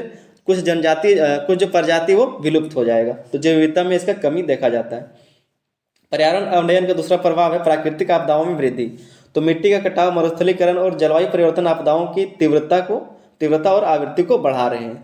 प्राकृतिक आपदाओं में वृद्धि हो रहा है, जो पर्यावरण अवनयन है, क्योंकि अगर पर्यावरण साफ नहीं रहेगा तो जहाँ पर पहले ठंडी होता था वहाँ पर अब गर्मी होने लगा है, जिसके कारण क्या है, तो जलवायु परिवर्तन को देखा जा सकता है। और इसके कारण कई सारे बाढ़ ये सब कई सारे प्राकृतिक आपदाएं देखी जा सकती हैं। तीसरा आपका प्रभाव है वो है स्वास्थ्य समस्याएं। तो प्रदूषण के कारण वायु और जल से संबंधित बीमारियां जैसे अस्थमा और त्वचा रोग बढ़ रही है। जैसे जैसे पर्यावरण में प्रदूषण फैलेगा वैसे वैसे बीमारियां भी फैलेंगी, वैसे इसी तरह की नए नए बीमारियां आती रहेंगी, ठीक है। तो इससे प्रभाव पड़ता है। चौथा प्रभाव है इसका कृषि उत्पादन में कमी। तो मिट्टी की उर्वरता घटने से फसलों की उत्पादकता प्रभावित होती है। कृषि की उत्पादकता में भी कमी होता है, कृषि के उत्पादन में भी कमी देखा जाता है, क्योंकि जब मिट्टी में उर्वरकता नहीं रहेगा तो फसलों का उत्पादन कहाँ से होगा, नहीं होगा। पांचवा पॉइंट है जल संकट। तो जल स्रोतों का दूषित होना और अत्यधिक दोहन से जल संकट बढ़ रहा है। जल स्रोतों का दूषित हो जाना मतलब कई सारी नदियों में जो फैक्ट्री का जल जाता है, पानी जाता है, वहाँ पर जो दूषित कचरा जाता है, उससे क्या होता है, जल खराब होता जा रहा है। वहाँ पर जो जीव रहते हैं वो तो मर ही रहे हैं, साथ में इंसानों को, मानव को भी उससे दिक्कत हो रहा है। और जो अत्यधिक दोहन होता है उससे भी जल संकट बढ़ रहा है। जैसे कि ज़्यादातर सिंचाई किया जाता है, तो गलत सिंचाई, गलत तरीके से सिंचाई करने से भी ये सब जल संकट बढ़ रहा है। छठा पॉइंट है, छठा प्रभाव है सामाजिक और आर्थिक समस्याएं। तो पर्यावरण अवनयन के कारण रोजगार के अवसर घटते हैं और स्थानीय समुदायों पर आर्थिक दबाव बढ़ता है। आर्थिक समस्याएं कैसे, अगर पर्यावरण दूषित रहेगा, जहाँ पर नदी अगर मान लीजिए कोई पर्यटन स्थल है, वहाँ पर लोग घूमने जा रहे हैं, तो वहाँ पर जो स्थानीय लोग हैं वहाँ पर उससे आय कमाते हैं, पैसा कमाते हैं। लेकिन अगर वही चीज़ दूषित हो जाएगा, वहाँ पर लोग नहीं जाने लगेंगे, तो इससे आर्थिक चीज़ों पर भी इसका प्रभाव दिखेगा, ठीक है। उसके बाद इसके निष्कर्ष को देख लेते हैं। प्रभाव को देख लिया, उसके बाद इसके निष्कर्ष को देख लेते हैं क्या निष्कर्ष में लिखना है, और आपका ये क्वेश्चन का आंसर कंप्लीट हो जाएगा। ये आपका 15 नंबर का क्वेश्चन का आंसर था। निष्कर्ष में आपको लिखना है कि पर्यावरण अवनयन एक गंभीर समस्या है जो न केवल प्रकृति बल्कि मानव जीवन पर भी नकारात्मक प्रभाव डालती है। पर्यावरण अवनयन जो है एक गंभीर समस्या है और जो प्रकृति पर ही नहीं बल्कि मानव जीवन पर भी इसका नकारात्मक प्रभाव पड़ता है। इसके लिए प्राकृतिक संसाधनों को सतत उपयोग, जनसंख्या नियंत्रण और पर्यावरणीय जागरूकता आवश्यक है। अगर इसका सही से उपयोग किया जाएगा, इसमें बचाव चाहते हैं, तो इसके लिए क्या करना पड़ेगा, तो सतत उपयोग करना पड़ेगा संसाधनों का, साथ में जनसंख्या पर नियंत्रण करना पड़ेगा और पर्यावरणीय जागरूकता भी फैलाना पड़ेगा, लोगों को जागरूक करना पड़ेगा इसके लिए, ठीक है, तब जाके ये सब हो सकेगा। दोस्तों अगर चैनल पर नए थे तो चैनल को आप सब्सक्राइब जरूर कर ले, क्योंकि सभी विषय का और सभी सेमेस्टर की तैयारी आपके इस चैनल पर कराया जाएगा। और साथ ही अपने दोस्तों तक भी इस वीडियो को ज़्यादा से ज़्यादा शेयर कर दीजिए ताकि वे लोग भी तैयारी कर सकें। चलिए मिलते हैं अगली वीडियो में, तब तक के लिए धन्यवाद, जय हिंद। हेलो मेरे दोस्तों, स्वागत है आप सभी का आपके अपने YouTube channel SS study material पर। दोस्तों हम लोग देख रहे हैं सेमेस्टर 4 का बीएससी 2 का एक बहुत ही इंपॉर्टेंट क्वेश्चन को, ठीक है। दोस्तों अगर ये क्वेश्चन का पूरा आंसर को देखते हैं, पूरा वीडियो अगर आप एक बार देख लेते हैं, तो सिर्फ आपका ये इन्वायरमेंटल स्टडीज का ही आपका क्वेश्चन नहीं है, बाकी आपका ज्योग्राफी का जो है कई आपका ये काम आने वाला है। और सिर्फ आपका सेमेस्टर 4 या फिर बीएससी में ही नहीं, बाकी कई सारे सेमेस्टर में या फिर विषय में आपको ये काम आने वाला है, ठीक है। तो वीडियो को आप लोग अंत तक देखिए, और चैनल पर अगर नए हैं तो चैनल को सब्सक्राइब कर लीजिए, साथ ही में अपने दोस्तों तक भी इसको शेयर कर दीजिए। बहुत ही बेहतर तरीके से आपको समझ में आ जाएगा, ठीक है। बस आप वीडियो को अंत तक देखिए। क्वेश्चन क्या है कि मिट्टी अपरदन क्या है, मिट्टी अपरदन के प्रकारों एवं कारणों का वर्णन कीजिए। मिट्टी अपरदन क्या है, मृदा अपरदन क्या है, और मिट्टी अपरदन के प्रकारों और कारणों का वर्णन करना है। कैसे, इसके क्या क्या प्रकार है और उसके कारण क्या है, उसको लिखना है, ठीक है। सबसे पहले हम लोग समझेंगे कि मिट्टी अपरदन होता क्या है। तो मिट्टी अपरदन क्या होगा, मान लीजिए कि कोई भी जमीन है, वहाँ पर अगर जल या फिर वायु किसी भी कारण से वहाँ का जो उपजाऊ भूमि है, उपजाऊ मिट्टी जो है उसको हट जाना, उसी को कहते हैं मिट्टी अपरदन या फिर मृदा अपरदन। इसको लिखना कैसे, उसको हम लोग समझते हैं, ठीक है। तो लिखा है कि मिट्टी अपरदन का तात्पर्य है कि मिट्टी की ऊपरी परत का जल, वायु या अन्य प्राकृतिक शक्तियों द्वारा हट जाना। यह प्रक्रिया मिट्टी की उर्वरता को कम करती है और कृषि उत्पादन पर प्रतिकूल प्रभाव डालती है। क्या बताया जा रहा है कि किसी भी कारण से, प्राकृतिक कारण से क्या होगा कि मिट्टी का जो ऊपरी परत है उसका हट जाना, जो उपजाऊ भूमि का जो मिट्टी है वो हट जाना, जिसका कृषि पर प्रतिकूल प्रभाव पड़ता है, ठीक है। तो मिट्टी का अपरदन सामान्यतः प्राकृतिक कारणों और मानव जनित गतिविधियों के कारण होता है। मिट्टी का जो अपरदन है वो सामान्यतः किसी कारण होगा, तो प्राकृतिक कारणों या फिर मानव जनित गतिविधियों के कारण। यह पर्यावरणीय संतुलन और पारिस्थितिकी तंत्र को गंभीर रूप से प्रभावित करता है। क्या बोला जा रहा है कि जो पर्यावरणीय संतुलन है या फिर जो पारिस्थितिकी तंत्र है उसको गंभीर रूप से प्रभावित करता है। कौन, तो मिट्टी अपरदन, मृदा अपरदन, ठीक है। उसके बाद हम लोग देखेंगे मिट्टी अपरदन के प्रकार को, कि मिट्टी अपरदन जो है उसके कितने प्रकार होते हैं, क्या क्या प्रकार होते हैं, ठीक है। तो लिखा है कि मिट्टी अपरदन के कई प्रकार होते हैं जो उनके कारणों और प्रक्रियाओं पर निर्भर करते हैं। इनमें प्रमुख प्रकार निम्नलिखित है। कुछ प्रकार जो है वो निम्नलिखित है, हम लोग उसको देखेंगे, ठीक है, जो मुख्य हैं। क्योंकि जो मिट्टी अपरदन है वो तो कई तरह से हो सकता है, लेकिन जो पहला आपका है वो है पवन अपरदन। तो हवा के द्वारा कैसे अपरदन होता है, ठीक है। तो यह अपरदन शुष्क और अर्धशुष्क क्षेत्रों में तेज हवाओं द्वारा होता है। जब मिट्टी के कण सूख जाते हैं और उनके ऊपर कोई वनस्पति आवरण नहीं होता, तो तेज हवाएं इन्हें उड़ाकर दूर तक ले जाती हैं। रेगिस्तानी क्षेत्रों में यह समस्याएं अधिक पाई जाती है, जहां बंजर भूमि का विस्तार होता है।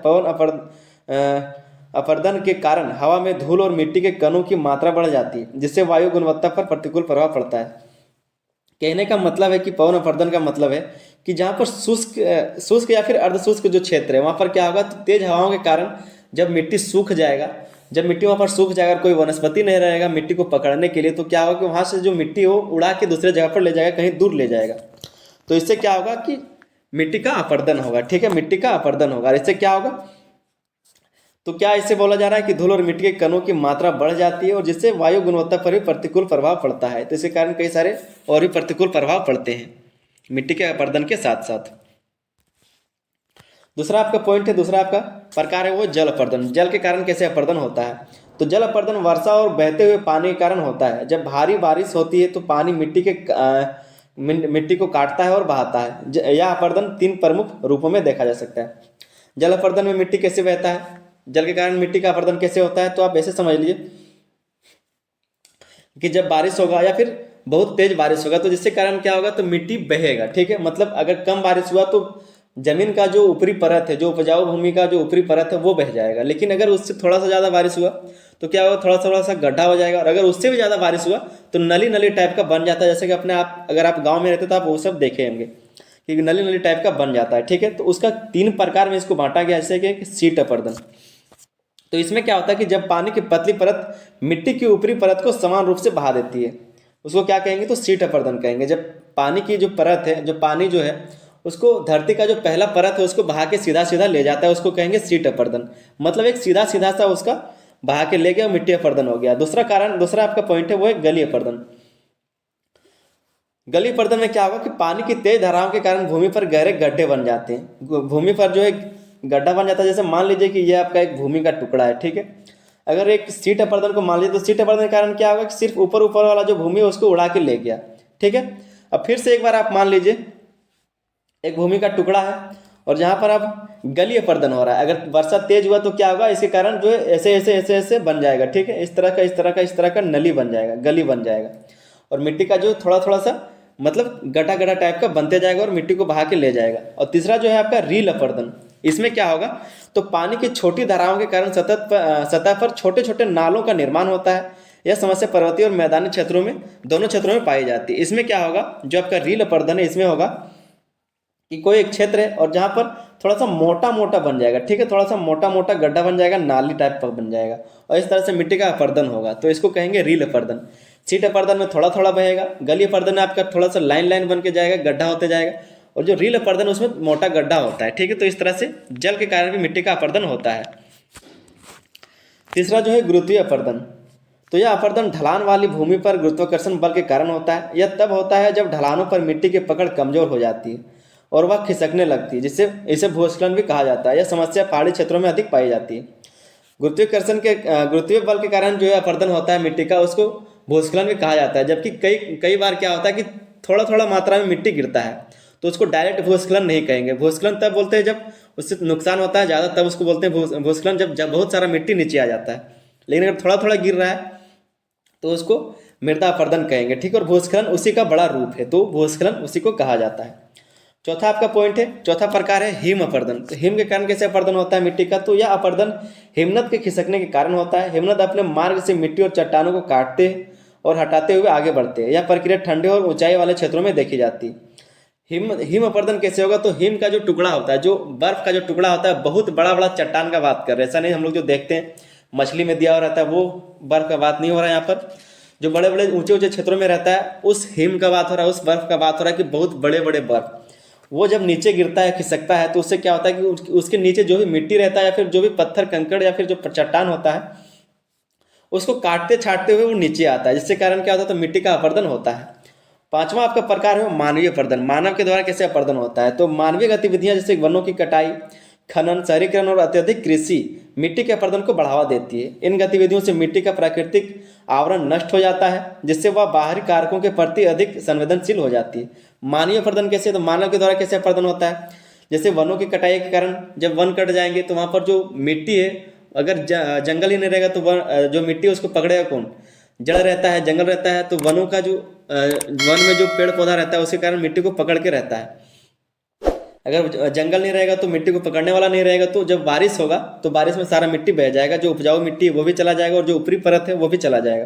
खनन के कारण भी जंगल को काटा जाता है, शहरीकरण के भी कारण जो जंगल को काटा जाता है, और अत्यधिक कृषि के कारण भी जो है इसमें इस तरह का मिट्टी अपरदन को देखा जाता है। अत्यधिक कृषि के कारण भी, अगर लगातार एक ही जगह पर एक ही तरह की फसल को उगाया जाए या फिर जो जंगल उसको काट के कृषि भूमि में बदला जाए, तो ये सब अपरदन का कारण है, मिट्टी अपरदन का कारण होता है। फिर यहाँ से हम लोग देखेंगे मिट्टी अपरदन के कारण को। ये सब प्रकार देख लिया, मिट्टी अपरदन के हम लोग कारण को जानेंगे कि मिट्टी अपरदन के क्या क्या कारण होते हैं। सबसे पहला है आपका प्राकृतिक कारण को। तो प्राकृतिक कारण में क्या क्या आता है, तो मिट्टी अपरदन में प्रकृति की भूमिका महत्वपूर्ण है। भारी बारिश के कारण जलधाराएं मिट्टी को बहा ले जाती हैं, तेज हवाएं सूखे और खुले क्षेत्रों में मिट्टी को उड़ाकर ले जाती है, भूकंप और ज्वालामुखी जैसी घटनाएं भी मिट्टी को अस्थिर बना देती हैं। बर्फ की परतें खिसकने के कारण मिट्टी और चट्टानों का क्षरण होता है। प्राकृतिक कारणों से अपरदन सामान्यतः धीमी गति से होता है, लेकिन लंबे समय से इसका प्रभाव गंभीर हो सकता है। जो भी हमने ऊपर देखा, अभी जो भी हमने ऊपर प्रकारों के बारे में बात की, जो प्राकृतिक प्रकार थे उसी को हम लोग यहाँ पर लिखेंगे छोटा करके, ताकि वो कारण बन सके और कारण में एक छोटा सा इसको रूप दे सके। तो प्राकृतिक कारण में जैसे आप देख सकते हैं क्या लिखा है, तो हवा के कारण होता है, ज्वालामुखी कारण होता है, या फिर जो स्थिर जो बर्फ के खिसकने से हो रहा था, या फिर बाढ़ के कारण जो हो रहा था, या फिर जो बारिश हो रहा था उसके कारण जो मिट्टी अपरदन हो रहा था। तो ये सब कारण प्राकृतिक कारण माना जाता है।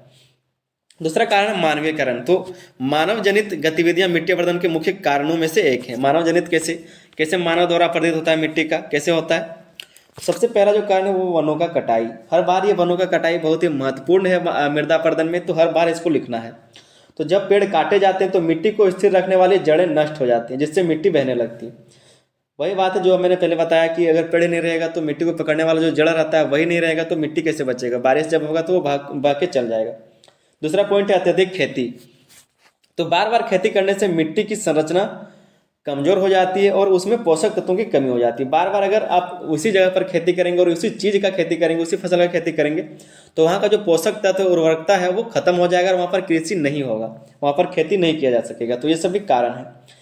आपका अगला कारण है खनन और शहरीकरण। तो खनन और शहरीकरण के कारण क्या है, इन गतिविधियों के कारण मिट्टी की परतें हटाई जाती हैं, जिससे वह अपरदन के प्रति अधिक संवेदनशील हो जाता है। इसके कारण क्या है, शहरीकरण या फिर खनन के कारण मिट्टी के परत को हटा दिया जाता है, जिससे मृदा अपरदन का एक कारण बनता है। जिससे क्या होता है कि वह अपरदन के प्रति और अधिक संवेदनशील हो जाता है, सेंसिटिव हो जाता है। जब भी बारिश होगा या फिर कुछ भी होगा तो मृदा चला जाएगा, बह के चला जाएगा या फिर हवा से उड़ के चला जाएगा। अगला आपका पॉइंट है अतिचारण। अतिचारण का मतलब ज्यादा पशु को चराना, ठीक है। तो अत्यधिक पशु चराई से मिट्टी पर वनस्पति आवरण कम हो जाता है। आवरण का मतलब क्या है, आना या फिर उगना, ठीक है। तो अत्यधिक पशु चराई से मिट्टी पर वनस्पति आवरण कम हो जाती है, जिससे मिट्टी खुली और अस्थिर हो जाती है। जिससे मिट्टी क्या है कि खुला हो जाता है और अस्थिर हो जाता है। अगर वनस्पति नहीं रहेगा तो मिट्टी ज़्यादा सूखेगा, और सूखेगा तो हवा उसको उठा के ले जाएगा, और अगर बारिश होगा तब पानी उसको बहा के ले जाएगा। तो ये सब कारण है कुछ। यहाँ पर हम लोग देखेंगे मिट्टी अपरदन के प्रभाव को। मिट्टी अपरदन के प्रकार को देख लिए, उसके कारण को देख लिया। अब हम लोग देखेंगे इसके प्रभाव को, क्या क्या प्रभाव होता है मिट्टी अपरदन के कारण। पहला जो प्रभाव है इसका वो है मिट्टी की उर्वरता में कमी। तो मिट्टी की उपजाऊ परत के हटने से कृषि भूमि बंजर हो जाती है, पौधे के लिए आवश्यक पोषक तत्वों की कमी हो जाती है, जिससे फसल जो उत्पादन में गिरावट आता है। जिससे क्या होगा कि फसल उत्पादन में गिरावट देखा जाएगा। तो मिट्टी की उर्वरकता में कमी आ जाता है मिट्टी के अपरदन के कारण। इसका प्रभाव है। दूसरा प्रभाव है जलवायु का प्रभाव, जलवायु पर प्रभाव, ठीक है। तो मिट्टी के अपरदन के कारण वनों का विनाश होता है, जिससे जलवायु संतुलन बिगड़ता है। यह समस्या सूखा और बाढ़ जैसी आपदाओं को जन्म देती है। बाढ़ का बात करें, अगर जंगल रहेगा तो जब बाढ़ आता है तो जंगल में थोड़ा सा पानी जो है रुक जाता है या फिर धीरे हो जाता है, जिससे विनाश जो है कम होता है। लेकिन अगर जंगल नहीं रहेगा तो बाढ़ आएगा, और बाढ़ आएगा तो जाहिर सा बात है विनाश तो होगा, साथ ही मिट्टी को भी बहा के ले जाएगा। तो इससे भी होता है, और इसके कारण जो है जलवायु पर प्रभाव पड़ता है। तीसरा प्रभाव है जल स्रोतों का प्रदूषण। जल स्रोतों का प्रदूषण, तो मिट्टी का बहाव नदियों, झीलों और तालाबों में जमकर उन्हें गंदा करता है। इससे क्या होता है, तो जल स्रोतों की गुणवत्ता प्रभावित होती है। इसके कारण क्या है कि जल का जो स्रोत है या फिर जो जल का गुणवत्ता है वो प्रभावित होगा। मिट्टी के बहने से क्या होगा, नदी में या फिर जो तालाब है या फिर झील है वहाँ पर बह के जाएगा, जिससे पानी जो है गंदा हो जाएगा। तो ये सब क्या होगा, इसका ये भी एक प्रभाव है इसका मिट्टी अपरदन का। चौथा प्रभाव इसका आप देख सकते हैं आर्थिक नुकसान। आर्थिक नुकसान कैसे होता है, तो फसल उत्पादन में कमी और प्राकृतिक आपदाओं के कारण किसानों और स्थानीय समुदायों को आर्थिक नुकसान झेलना पड़ता है। आर्थिक नुकसान भी होता है इससे, फसल उत्पादन में कमी आ जाता है, किसानों को भारी नुकसान होता है। तो ये सब कुछ इसके प्रभाव थे, ठीक है। उसके बाद हम लोग देखेंगे मिट्टी अपरदन को रोकने के कुछ उपाय। जहाँ भी हम लोग प्रभाव का बात करेंगे वहाँ पर आप लोगों को उपाय लिखना जरूरी है, ठीक है। आप 2 ही उपाय लिखें, लेकिन उपाय जरूर लिखेंगे। पहला पॉइंट है आपका वृक्षारोपण। तो वनस्पतियां मिट्टी को स्थिर रखने में सहायक होती हैं। वनों की कटाई को रोक कर और अधिक से अधिक पेड़ लगाकर अपरदन को कम किया जा सकता है, ठीक है।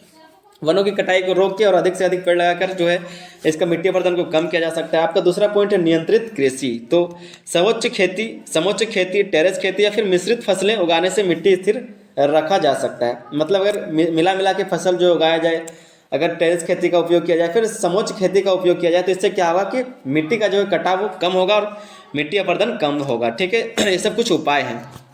तीसरा अगर इसका उपाय का बात करें वो है जल संरक्षण। तो चेक डैम का मतलब होता है छोटा डैम, ठीक है, जो जल निकास के जगह पर बनाया जाता है, इसको निकालने के लिए बनाया जाता है। तो चेक डैम, बांध और जलाशयों का निर्माण करके पानी के बहाव को नियंत्रित किया जा सकता है। ये सब चीज़ों को करके जो है आपका पानी के बहाव को नियंत्रित किया जा सकता है, ठीक है। तो इसके कारण जल का जो है मिट्टी का अपरदन कम होगा। बाढ़ जैसी समस्याएं नहीं होगी तो मिट्टी का अपरदन भी कम होगा। तो अगला पॉइंट है, अगला जो उपाय है वो है जन जागरूकता। जन जागरूकता बहुत ही जरूरी हर चीज़ के लिए। अगर आपको कोई भी अपराध या फिर किसी भी चीज़ को रोकना है तो जन जागरूकता होना चाहिए, क्योंकि लोग जब तक नहीं समझेंगे तब तक आप सिर्फ कानून के माध्यम से या फिर आप उसको जबरदस्ती कोई काम नहीं करवा सकते। इसलिए लोगों को जागरूक कराना भी जरूरी है। इसलिए हर चीज़ों के लिए जो है जागरूकता अभियान चलाया जाता है।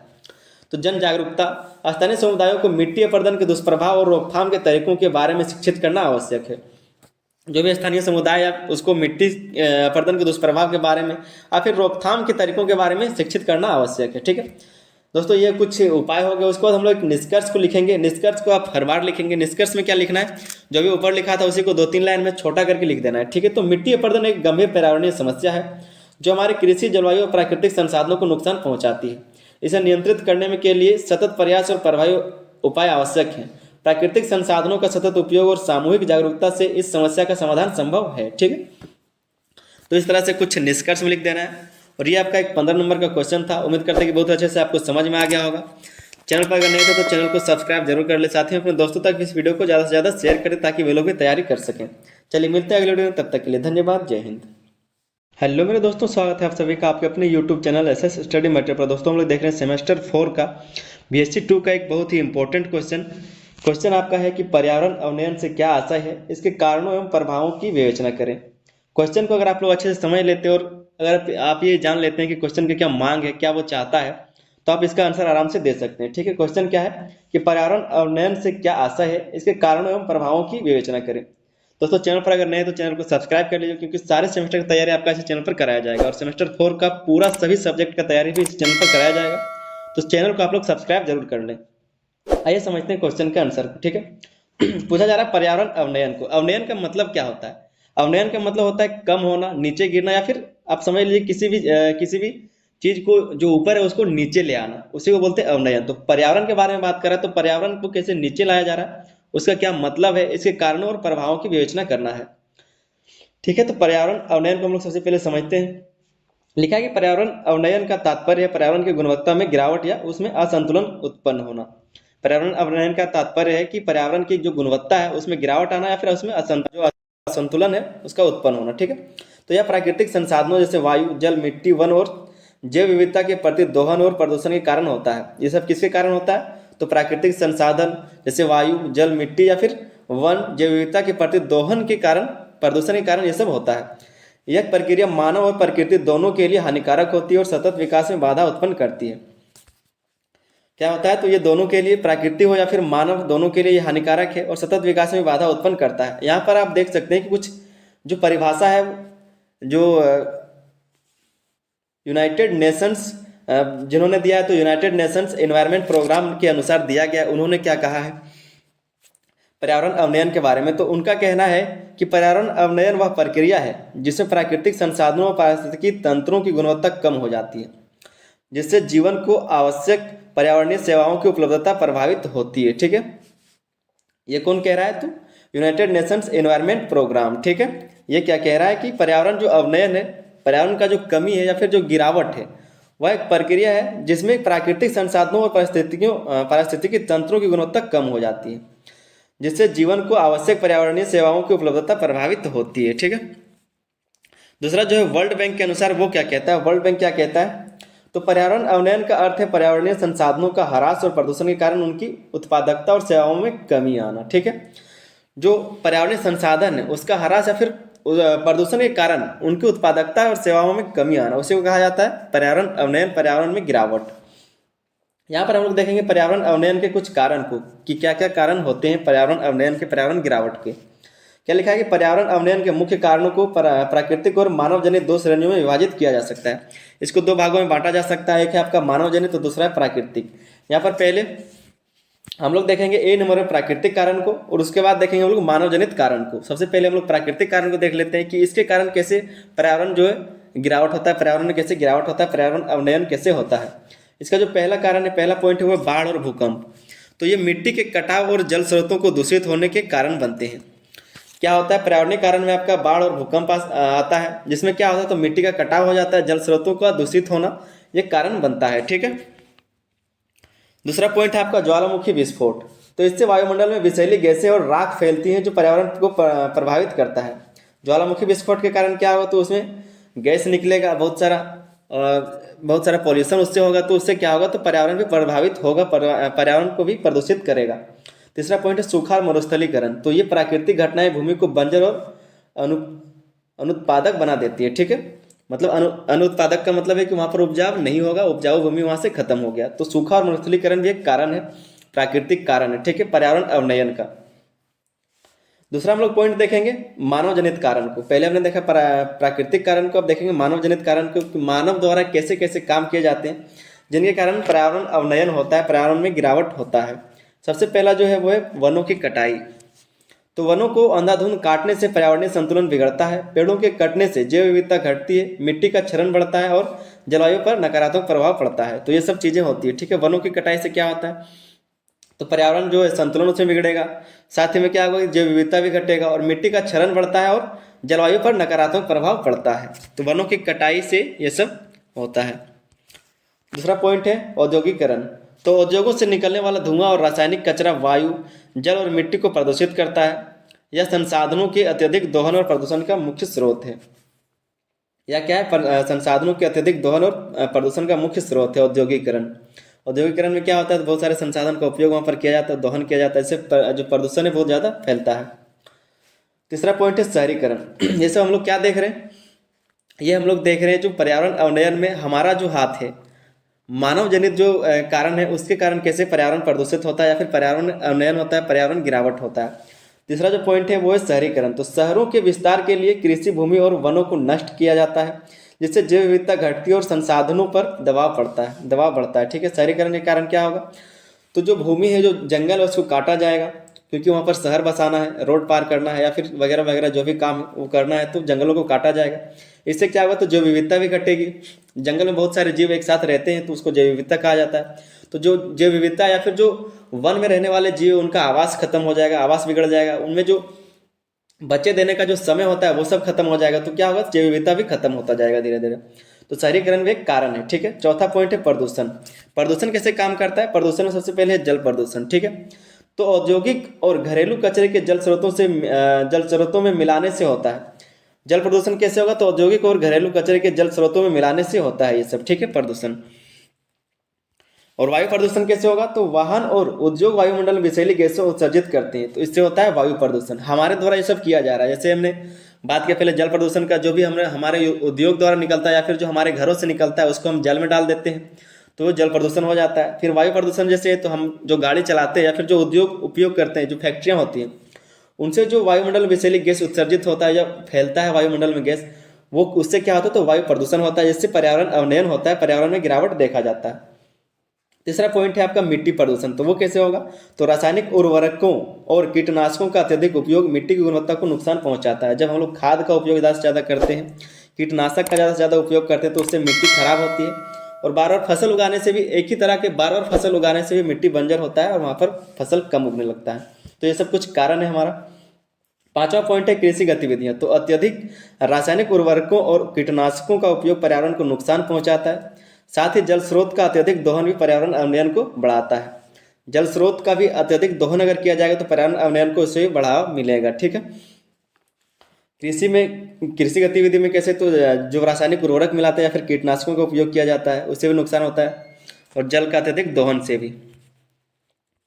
छठा पॉइंट है आपका ऊर्जा के गैर नवीकरणीय स्रोतों का उपयोग। ऊर्जा के गैर नवीकरणीय का मतलब क्या है, जो एक ही बार उपयोग होता है और उसको बनने में लाखों साल लग जाता है। जैसे आपका कोयला हो गया, ठीक है, कोयला एक बार उपयोग हो गया, उसके बाद उसको दोबारा उपयोग नहीं कर सकते, और जो कोयला है, जो बना हुआ कोयला है, उसको फिर दोबारा बनने में उतना, जैसे कोयला बनने के लिए लाखों साल लगते हैं। तो ये हो गया आपका गैर नवीकरणीय स्रोत। तो उसका उपयोग कैसे हुआ, ठीक है, तो कोयला, पेट्रोलियम और प्राकृतिक गैस जैसे ऊर्जा स्रोतों का अत्यधिक उपयोग वायु प्रदूषण और जलवायु परिवर्तन का कारण बनता है। ये सब जलवायु परिवर्तन का या फिर जो आपका पर्यावरण अवनयन है उसका कारण ये सब बनता है। आपका सातवां पॉइंट है जनसंख्या वृद्धि। जनसंख्या वृद्धि कैसे हो, तो जैसे जैसे जनसंख्या बढ़ेगा वैसे वैसे संसाधनों की मांग बढ़ेगी और वैसे वैसे प्रदूषण भी बढ़ेगा और उससे पर्यावरण में गिरावट दिखेगा, पर्यावरण अवनयन बनेगा वो। तो बढ़ती जनसंख्या के कारण प्राकृतिक संसाधनों की मांग बढ़ती है, जिससे अनेक अत्यधिक दोहन और प्रदूषण का खतरा उत्पन्न होता है, ठीक है। आठवां नंबर पॉइंट है जलवायु परिवर्तन। तो ग्लोबल वार्मिंग और मौसम के बदलाव प्राकृतिक पर्यावरण को नुकसान पहुंचाते हैं। तापमान में वृद्धि और अनियमित वर्षा पर्यावरण संतुलन को बिगाड़ते हैं। तापमान में वृद्धि होगा या फिर अनियमित जो वर्षा होती है, जैसे मई से जून जुलाई अगस्त तक वर्षा होने का समय है, लेकिन अगर ठंडी के दिन में ऐसा वर्षा होने लगे तो क्या होगा इसमें, तो तापमान में वृद्धि के कारण क्या होता है, और जो अनियमित वर्षा है उससे पर्यावरणीय संतुलन को बिगड़ता है। इस सबसे ग्लोबल वार्मिंग और फिर मौसम के बदलाव से भी पर्यावरण जो आपका पर्यावरण है उसमें नुकसान पहुंचाता है, पर्यावरण अवनयन होता है, पर्यावरण में गिरावट देखा जाता है। ये कुछ कारण था मानव जनित। यहाँ से हम लोग देखेंगे पर्यावरण अवनयन के प्रभाव, पर्यावरण के अवनयन से क्या क्या प्रभाव पड़ते हैं, पर्यावरण के गिरावट से क्या क्या प्रभाव होता है उसको, ठीक है। तो सबसे पहला इसका प्रभाव है जैव विविधता में कमी। सबसे पहला जो प्रभाव इसका जैव विविधता में पड़ता है, तो प्रदूषण और वनों की कटाई से विभिन्न प्रजातियां विलुप्त हो जाती, कई सारे प्रजातियां जो विलुप्त हो जाती, क्योंकि जब जंगल नहीं रहेगा, उनका आवास नहीं रहेगा, तो उनमें जो प्रजनन का शक्ति, जो प्रजनन का समय है वो भी खत्म हो जाएगा धीरे धीरे। कुछ जनजाति, कुछ जो प्रजाति वो विलुप्त हो जाएगा। तो जैव विविधता में इसका कमी देखा जाता है। पर्यावरण अवनयन का दूसरा प्रभाव है प्राकृतिक आपदाओं में वृद्धि। तो मिट्टी का कटाव, मरुस्थलीकरण और जलवायु परिवर्तन आपदाओं की तीव्रता और आवृत्ति को बढ़ा रहे हैं। प्राकृतिक आपदाओं में वृद्धि हो रहा है, जो पर्यावरण अवनयन है, क्योंकि अगर पर्यावरण साफ नहीं रहेगा तो जहाँ पर पहले ठंडी होता था वहाँ पर अब गर्मी होने लगा है, जिसके कारण क्या है, तो जलवायु परिवर्तन को देखा जा सकता है, और इसके कारण कई सारे बाढ़, ये सब कई सारे प्राकृतिक आपदाएं देखी जा सकती हैं।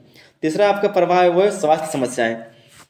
तो प्रदूषण के कारण वायु और जल से संबंधित बीमारियां जैसे अस्थमा और त्वचा रोग बढ़ रही है। जैसे जैसे पर्यावरण में प्रदूषण फैलेगा वैसे वैसे बीमारियां भी फैलेंगी, वैसे इसी तरह की नए नए बीमारियां आती रहेंगी, ठीक है। तो इससे प्रभाव पड़ता है। चौथा प्रभाव है इसका कृषि उत्पादन में कमी। तो मिट्टी की उर्वरता घटने से फसलों की उत्पादकता प्रभावित होती है।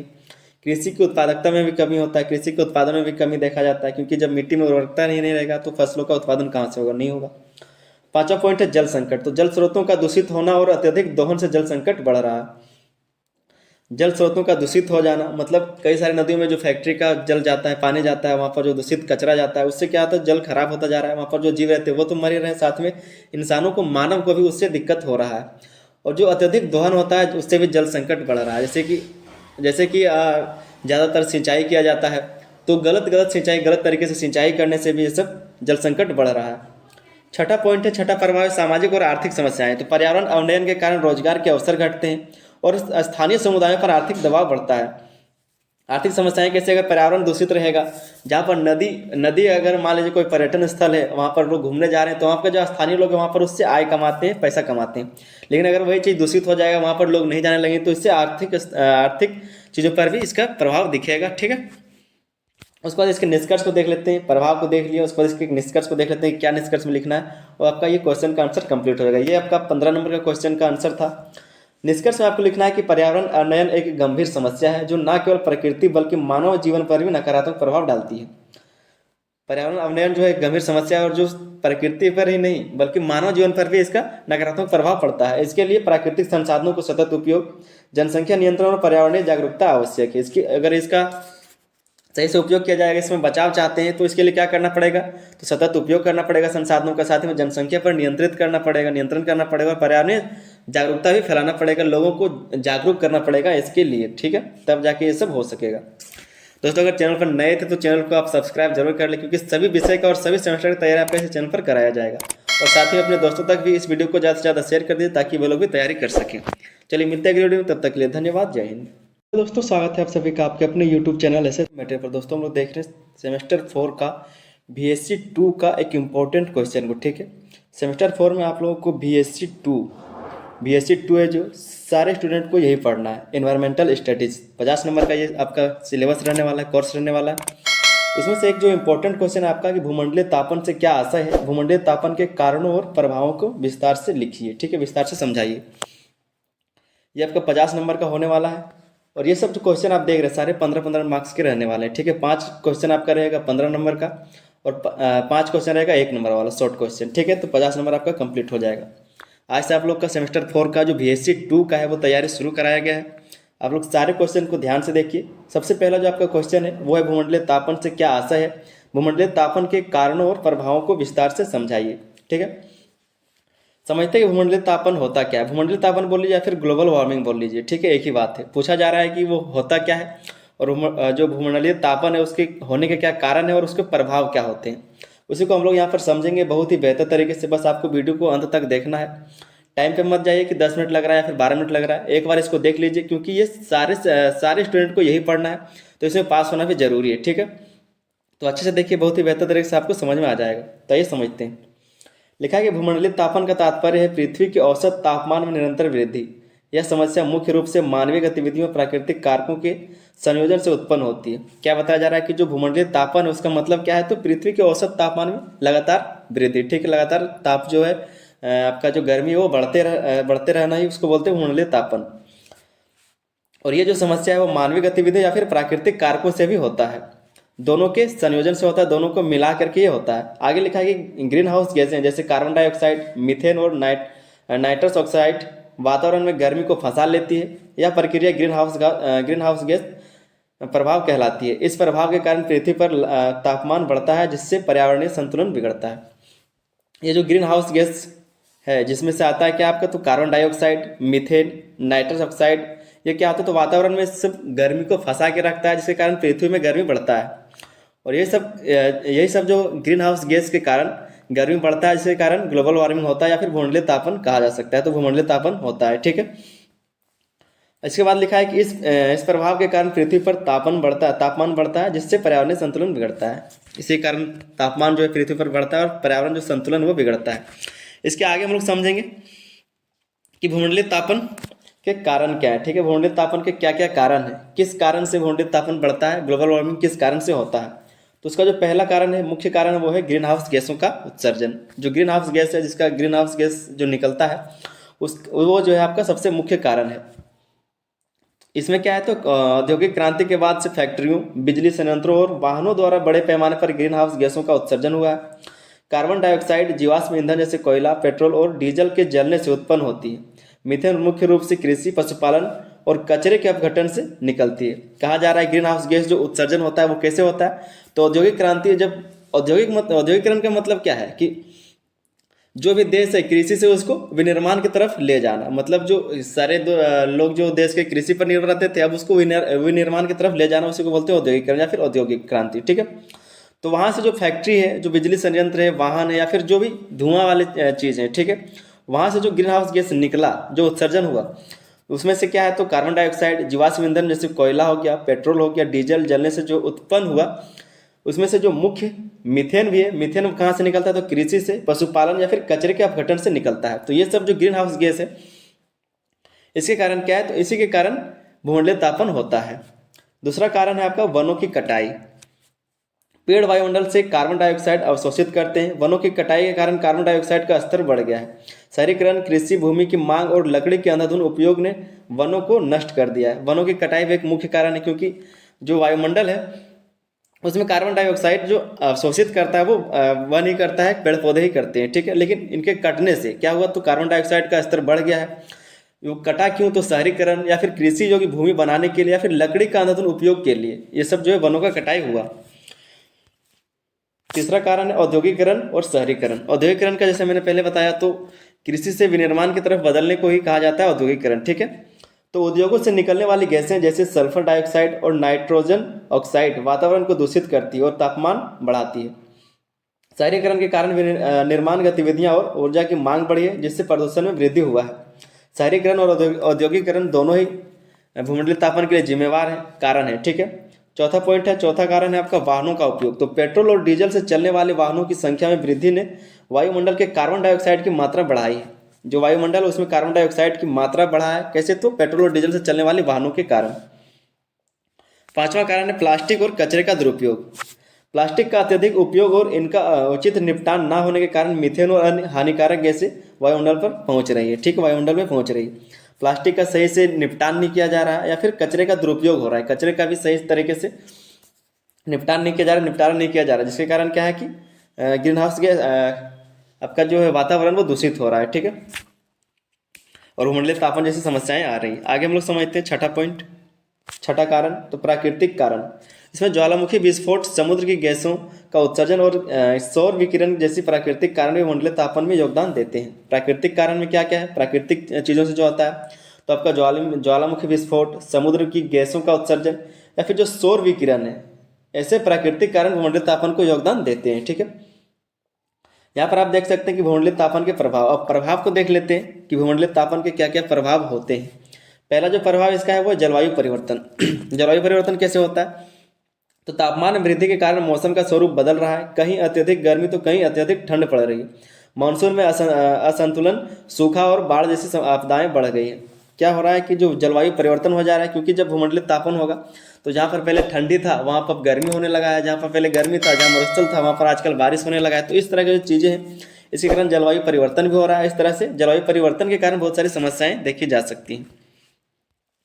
दूसरा जो प्रभाव है वो है ध्रुवीय बर्फ का पिघलना। ध्रुवीय बर्फ का पिघलना मतलब जो बर्फ है, जैसे अंटार्कटिका में बहुत सारा बर्फ है, ठीक है, तो वहां से पिघल रहा है, क्यों? तो ग्लोबल वार्मिंग के कारण। और ये एक बहुत ही बड़ा चिंता का बात है।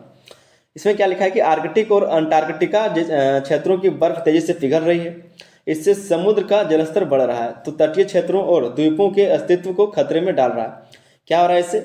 जो बर्फ पिघल रहा है, जिससे समुद्र का स्तर बढ़ रहा है, उससे तटीय क्षेत्रों को, अधिक जो सबसे बड़े बड़े जो शहर हैं वो तटीय क्षेत्रों में विकसित हुए हैं, वहीं पर उसका स्थान है। ठीक है, और जो द्वीप है वो भी समुद्र के स्तर के बढ़ने के कारण जो द्वीप है वो ढकता जा रहा है, बहुत सारे ढकते जा रहे हैं, तो ये भी एक खतरा है। तीसरा प्रभाव है जैव विविधता पर प्रभाव। तो कई जीव जंतु और पौधे जिनका जीवन वातावरण पर निर्भर है, विलुप्त होने की कगार पर है। समुद्री पारिस्थितिकी तंत्र पर भी गहरा असर पड़ रहा है, जैसे प्रवाल भित्तियों का विनाश।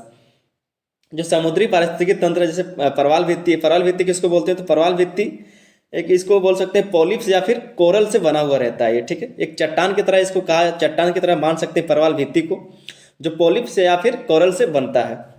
तो उन पर भी खतरा मंडरा रहा है, उन पर भी खतरा है। चौथा पॉइंट है मानव स्वास्थ्य पर प्रभाव। तो भूमंडलीय तापन से गर्मी से संबंधित बीमारियां जैसे हीट स्ट्रोक, त्वचा कैंसर और सांस संबंधी समस्याएं बढ़ रही है। जलवायु परिवर्तन के कारण डेंगू, मलेरिया जैसी बीमारियों का प्रसार हो रहा है, तो स्वास्थ्य संबंधित प्रभाव भी देखा जा सकता है। बहुत सारी बीमारियां भी आ रही है, और जैसे जैसे भूमंडलीय तापमान, जैसे जैसे गर्मी बढ़ता है वैसे बीमारी होता जाता है, हीट स्ट्रोक होता है, त्वचा कैंसर, सांस संबंधित समस्याएं, इस तरह से बहुत सारी बीमारी भी होती है। पांचवा जो प्रभाव है इसका वो है कृषि और खाद्य सुरक्षा पर। तो असामान्य मौसम और वर्षा के कारण फसल उत्पादन प्रभावित हो रहा है, मिट्टी की उर्वरता घटने और पानी की कमी से कृषि संकट बढ़ रहा है। कृषि और खाद्य सुरक्षा में भी इसका असर पड़ रहा है, क्योंकि अगर सही से वर्षा नहीं होगा, सही से सब कुछ होगा नहीं, तो जो किसान लोग हैं वो सही से अनाज को उगा नहीं पाएंगे, और इससे क्या होगा? तो खाद्य सुरक्षा में भी इसका असर पड़ेगा, प्रभाव दिखेगा। छठा पॉइंट है प्राकृतिक आपदाओं में वृद्धि। तो बाढ़, सूखा, चक्रवात और जंगल की आग जैसी आपदाओं की आवृत्ति बढ़ गई है। समुद्र के बढ़ते तापमान के कारण चक्रवात अधिक शक्तिशाली हो रहे हैं। समुद्र के तापमान के कारण क्या है? तो चक्रवात अधिक शक्तिशाली हो रहे हैं, देखे जा सकते हैं। प्राकृतिक आपदा में से जैसे बाढ़ हो गया, सूखा हो गया, भूस्खलन हो गया, चक्रवात हो गया, भूकंप हो गया, इस तरह का जो प्राकृतिक आपदा है, इस सब चीज़ों को ज़्यादा देखा जा रहा है। सातवां पॉइंट है आर्थिक प्रभाव। तो प्राकृतिक आपदाओं और पर्यावरणीय असंतुलन के कारण देशों को भारी आर्थिक नुकसान झेलना पड़ रहा है। कृषि उद्योग और ऊर्जा क्षेत्र पर नकारात्मक प्रभाव पड़ रहा है। आर्थिक प्रभाव को भी देखा जा सकता है कि कई सारे क्षेत्र जो हैं उसमें नकारात्मक प्रभाव पड़ रहा है। उसके बाद आगे हम लोग समझते हैं भूमंडलीय तापन को रोकने के कुछ उपाय को। जैसा कि पहले देखा कि भूमंडलीय तापन किन किन कारणों से होता है, फिर हमने समझा कि भूमंडलीय तापन के क्या क्या प्रभाव होते हैं, क्या क्या प्रभाव इसके देखे जा सकते हैं। यहाँ से हम लोग समझेंगे भूमंडलीय तापन को रोकने के कुछ उपाय, क्योंकि जब प्रभाव का बात हमने किया है तो वहाँ पर हम लोग को उपाय भी सुझाने पड़ेंगे, उपाय भी बताने पड़ेंगे। ठीक है, तो कुछ उपाय जरूर लिख दें। तो इसका उपाय है हरित ऊर्जा का उपयोग, सौर ऊर्जा, पवन ऊर्जा और जल विद्युत जैसी नवीकरणीय ऊर्जा स्रोतों का अपनाना चाहिए। नवीकरणीय मतलब जो बन जाता है दोबारा, या फिर जो बहुत जल्दी समय में बन जाता है, ठीक है। तो हरित ऊर्जा का उपयोग करना चाहिए। दूसरा आपका पॉइंट है वन संरक्षण, जंगल को बचाना चाहिए। तो वनों की कटाई रोककर वृक्षारोपण को बढ़ावा देना चाहिए। वनों की जो कटाई हो रही है बेकारी कारण से, जहाँ पर रोड बन रहा है, हाईवे बन रहा है, वहाँ पर जंगल को काट के बनाया जा रहा है, या फिर जो शहरीकरण के लिए जो बनाया जा रहा है, या फिर जो कृषि के लिए जमीन लेने के लिए जो जंगलों को हटाया जा रहा है, या फिर जो संसाधन है उसको निकालने के लिए जंगलों को हटाया जा रहा है, तो उन सब चीज़ों को रोक के वृक्षारोपण को बढ़ावा देना चाहिए। जिससे क्या होगा, तो भूमंडलीय तापमान को कंट्रोल किया जा सकेगा, ठीक है। तीसरा पॉइंट है कार्बन उत्सर्जन में कटौती। तो औद्योगिक और वाहन प्रदूषण को कम करने के लिए सख्त नियम बनाए जाने चाहिए। कार्बन उत्सर्जन की कटौती होनी चाहिए, तो औद्योगिक या फिर वाहन प्रदूषण को कम करने के सख्त नियम बनाने चाहिए कि वहाँ पर कितना कोयला का उपयोग होगा, या फिर वहाँ पर किस तरह से जो हरित ऊर्जा उसका उपयोग किया जा सकता है। चौथा पॉइंट है आपका प्लास्टिक का सीमित उपयोग। तो प्लास्टिक के विकल्पों का उपयोग और कचरे का सही निपटान करना आवश्यक है। प्लास्टिक का सही उपयोग करना चाहिए। प्लास्टिक कितना यूज कर सकता है कोई, और कहाँ कहाँ कर सकता है, इन सब चीज़ों के लिए ध्यान होना चाहिए। इन सब चीज़ों के लिए प्लान आना चाहिए। उसके बाद है कि कचरे का सही निपटान होना चाहिए, कचरे को सही जगह पर डालना चाहिए। तो ये सब चीज़ें, ये सब उपाय हैं। पांचवा उपाय है वो है सामूहिक प्रयास। तो व्यक्तिगत और सामुदायिक स्तर पर जागरूकता बढ़ाना, जैसे कि साइकिल का उपयोग, सार्वजनिक परिवहन का प्रयोग और ऊर्जा की बचत।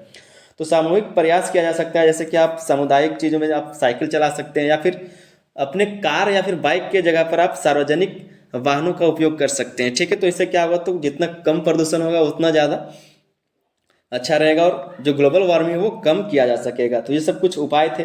उसके बाद एक छोटा सा निष्कर्ष को आपको लिखना है। निष्कर्ष में आप जो क्वेश्चन का आंसर लिखें उसी को 2-3 लाइन में लिखना रहेगा, ठीक है। तो निष्कर्ष में आप लिखेंगे कि भूमंडलीय तापमान आज की दुनिया की सबसे बड़ी पर्यावरणीय समस्या है।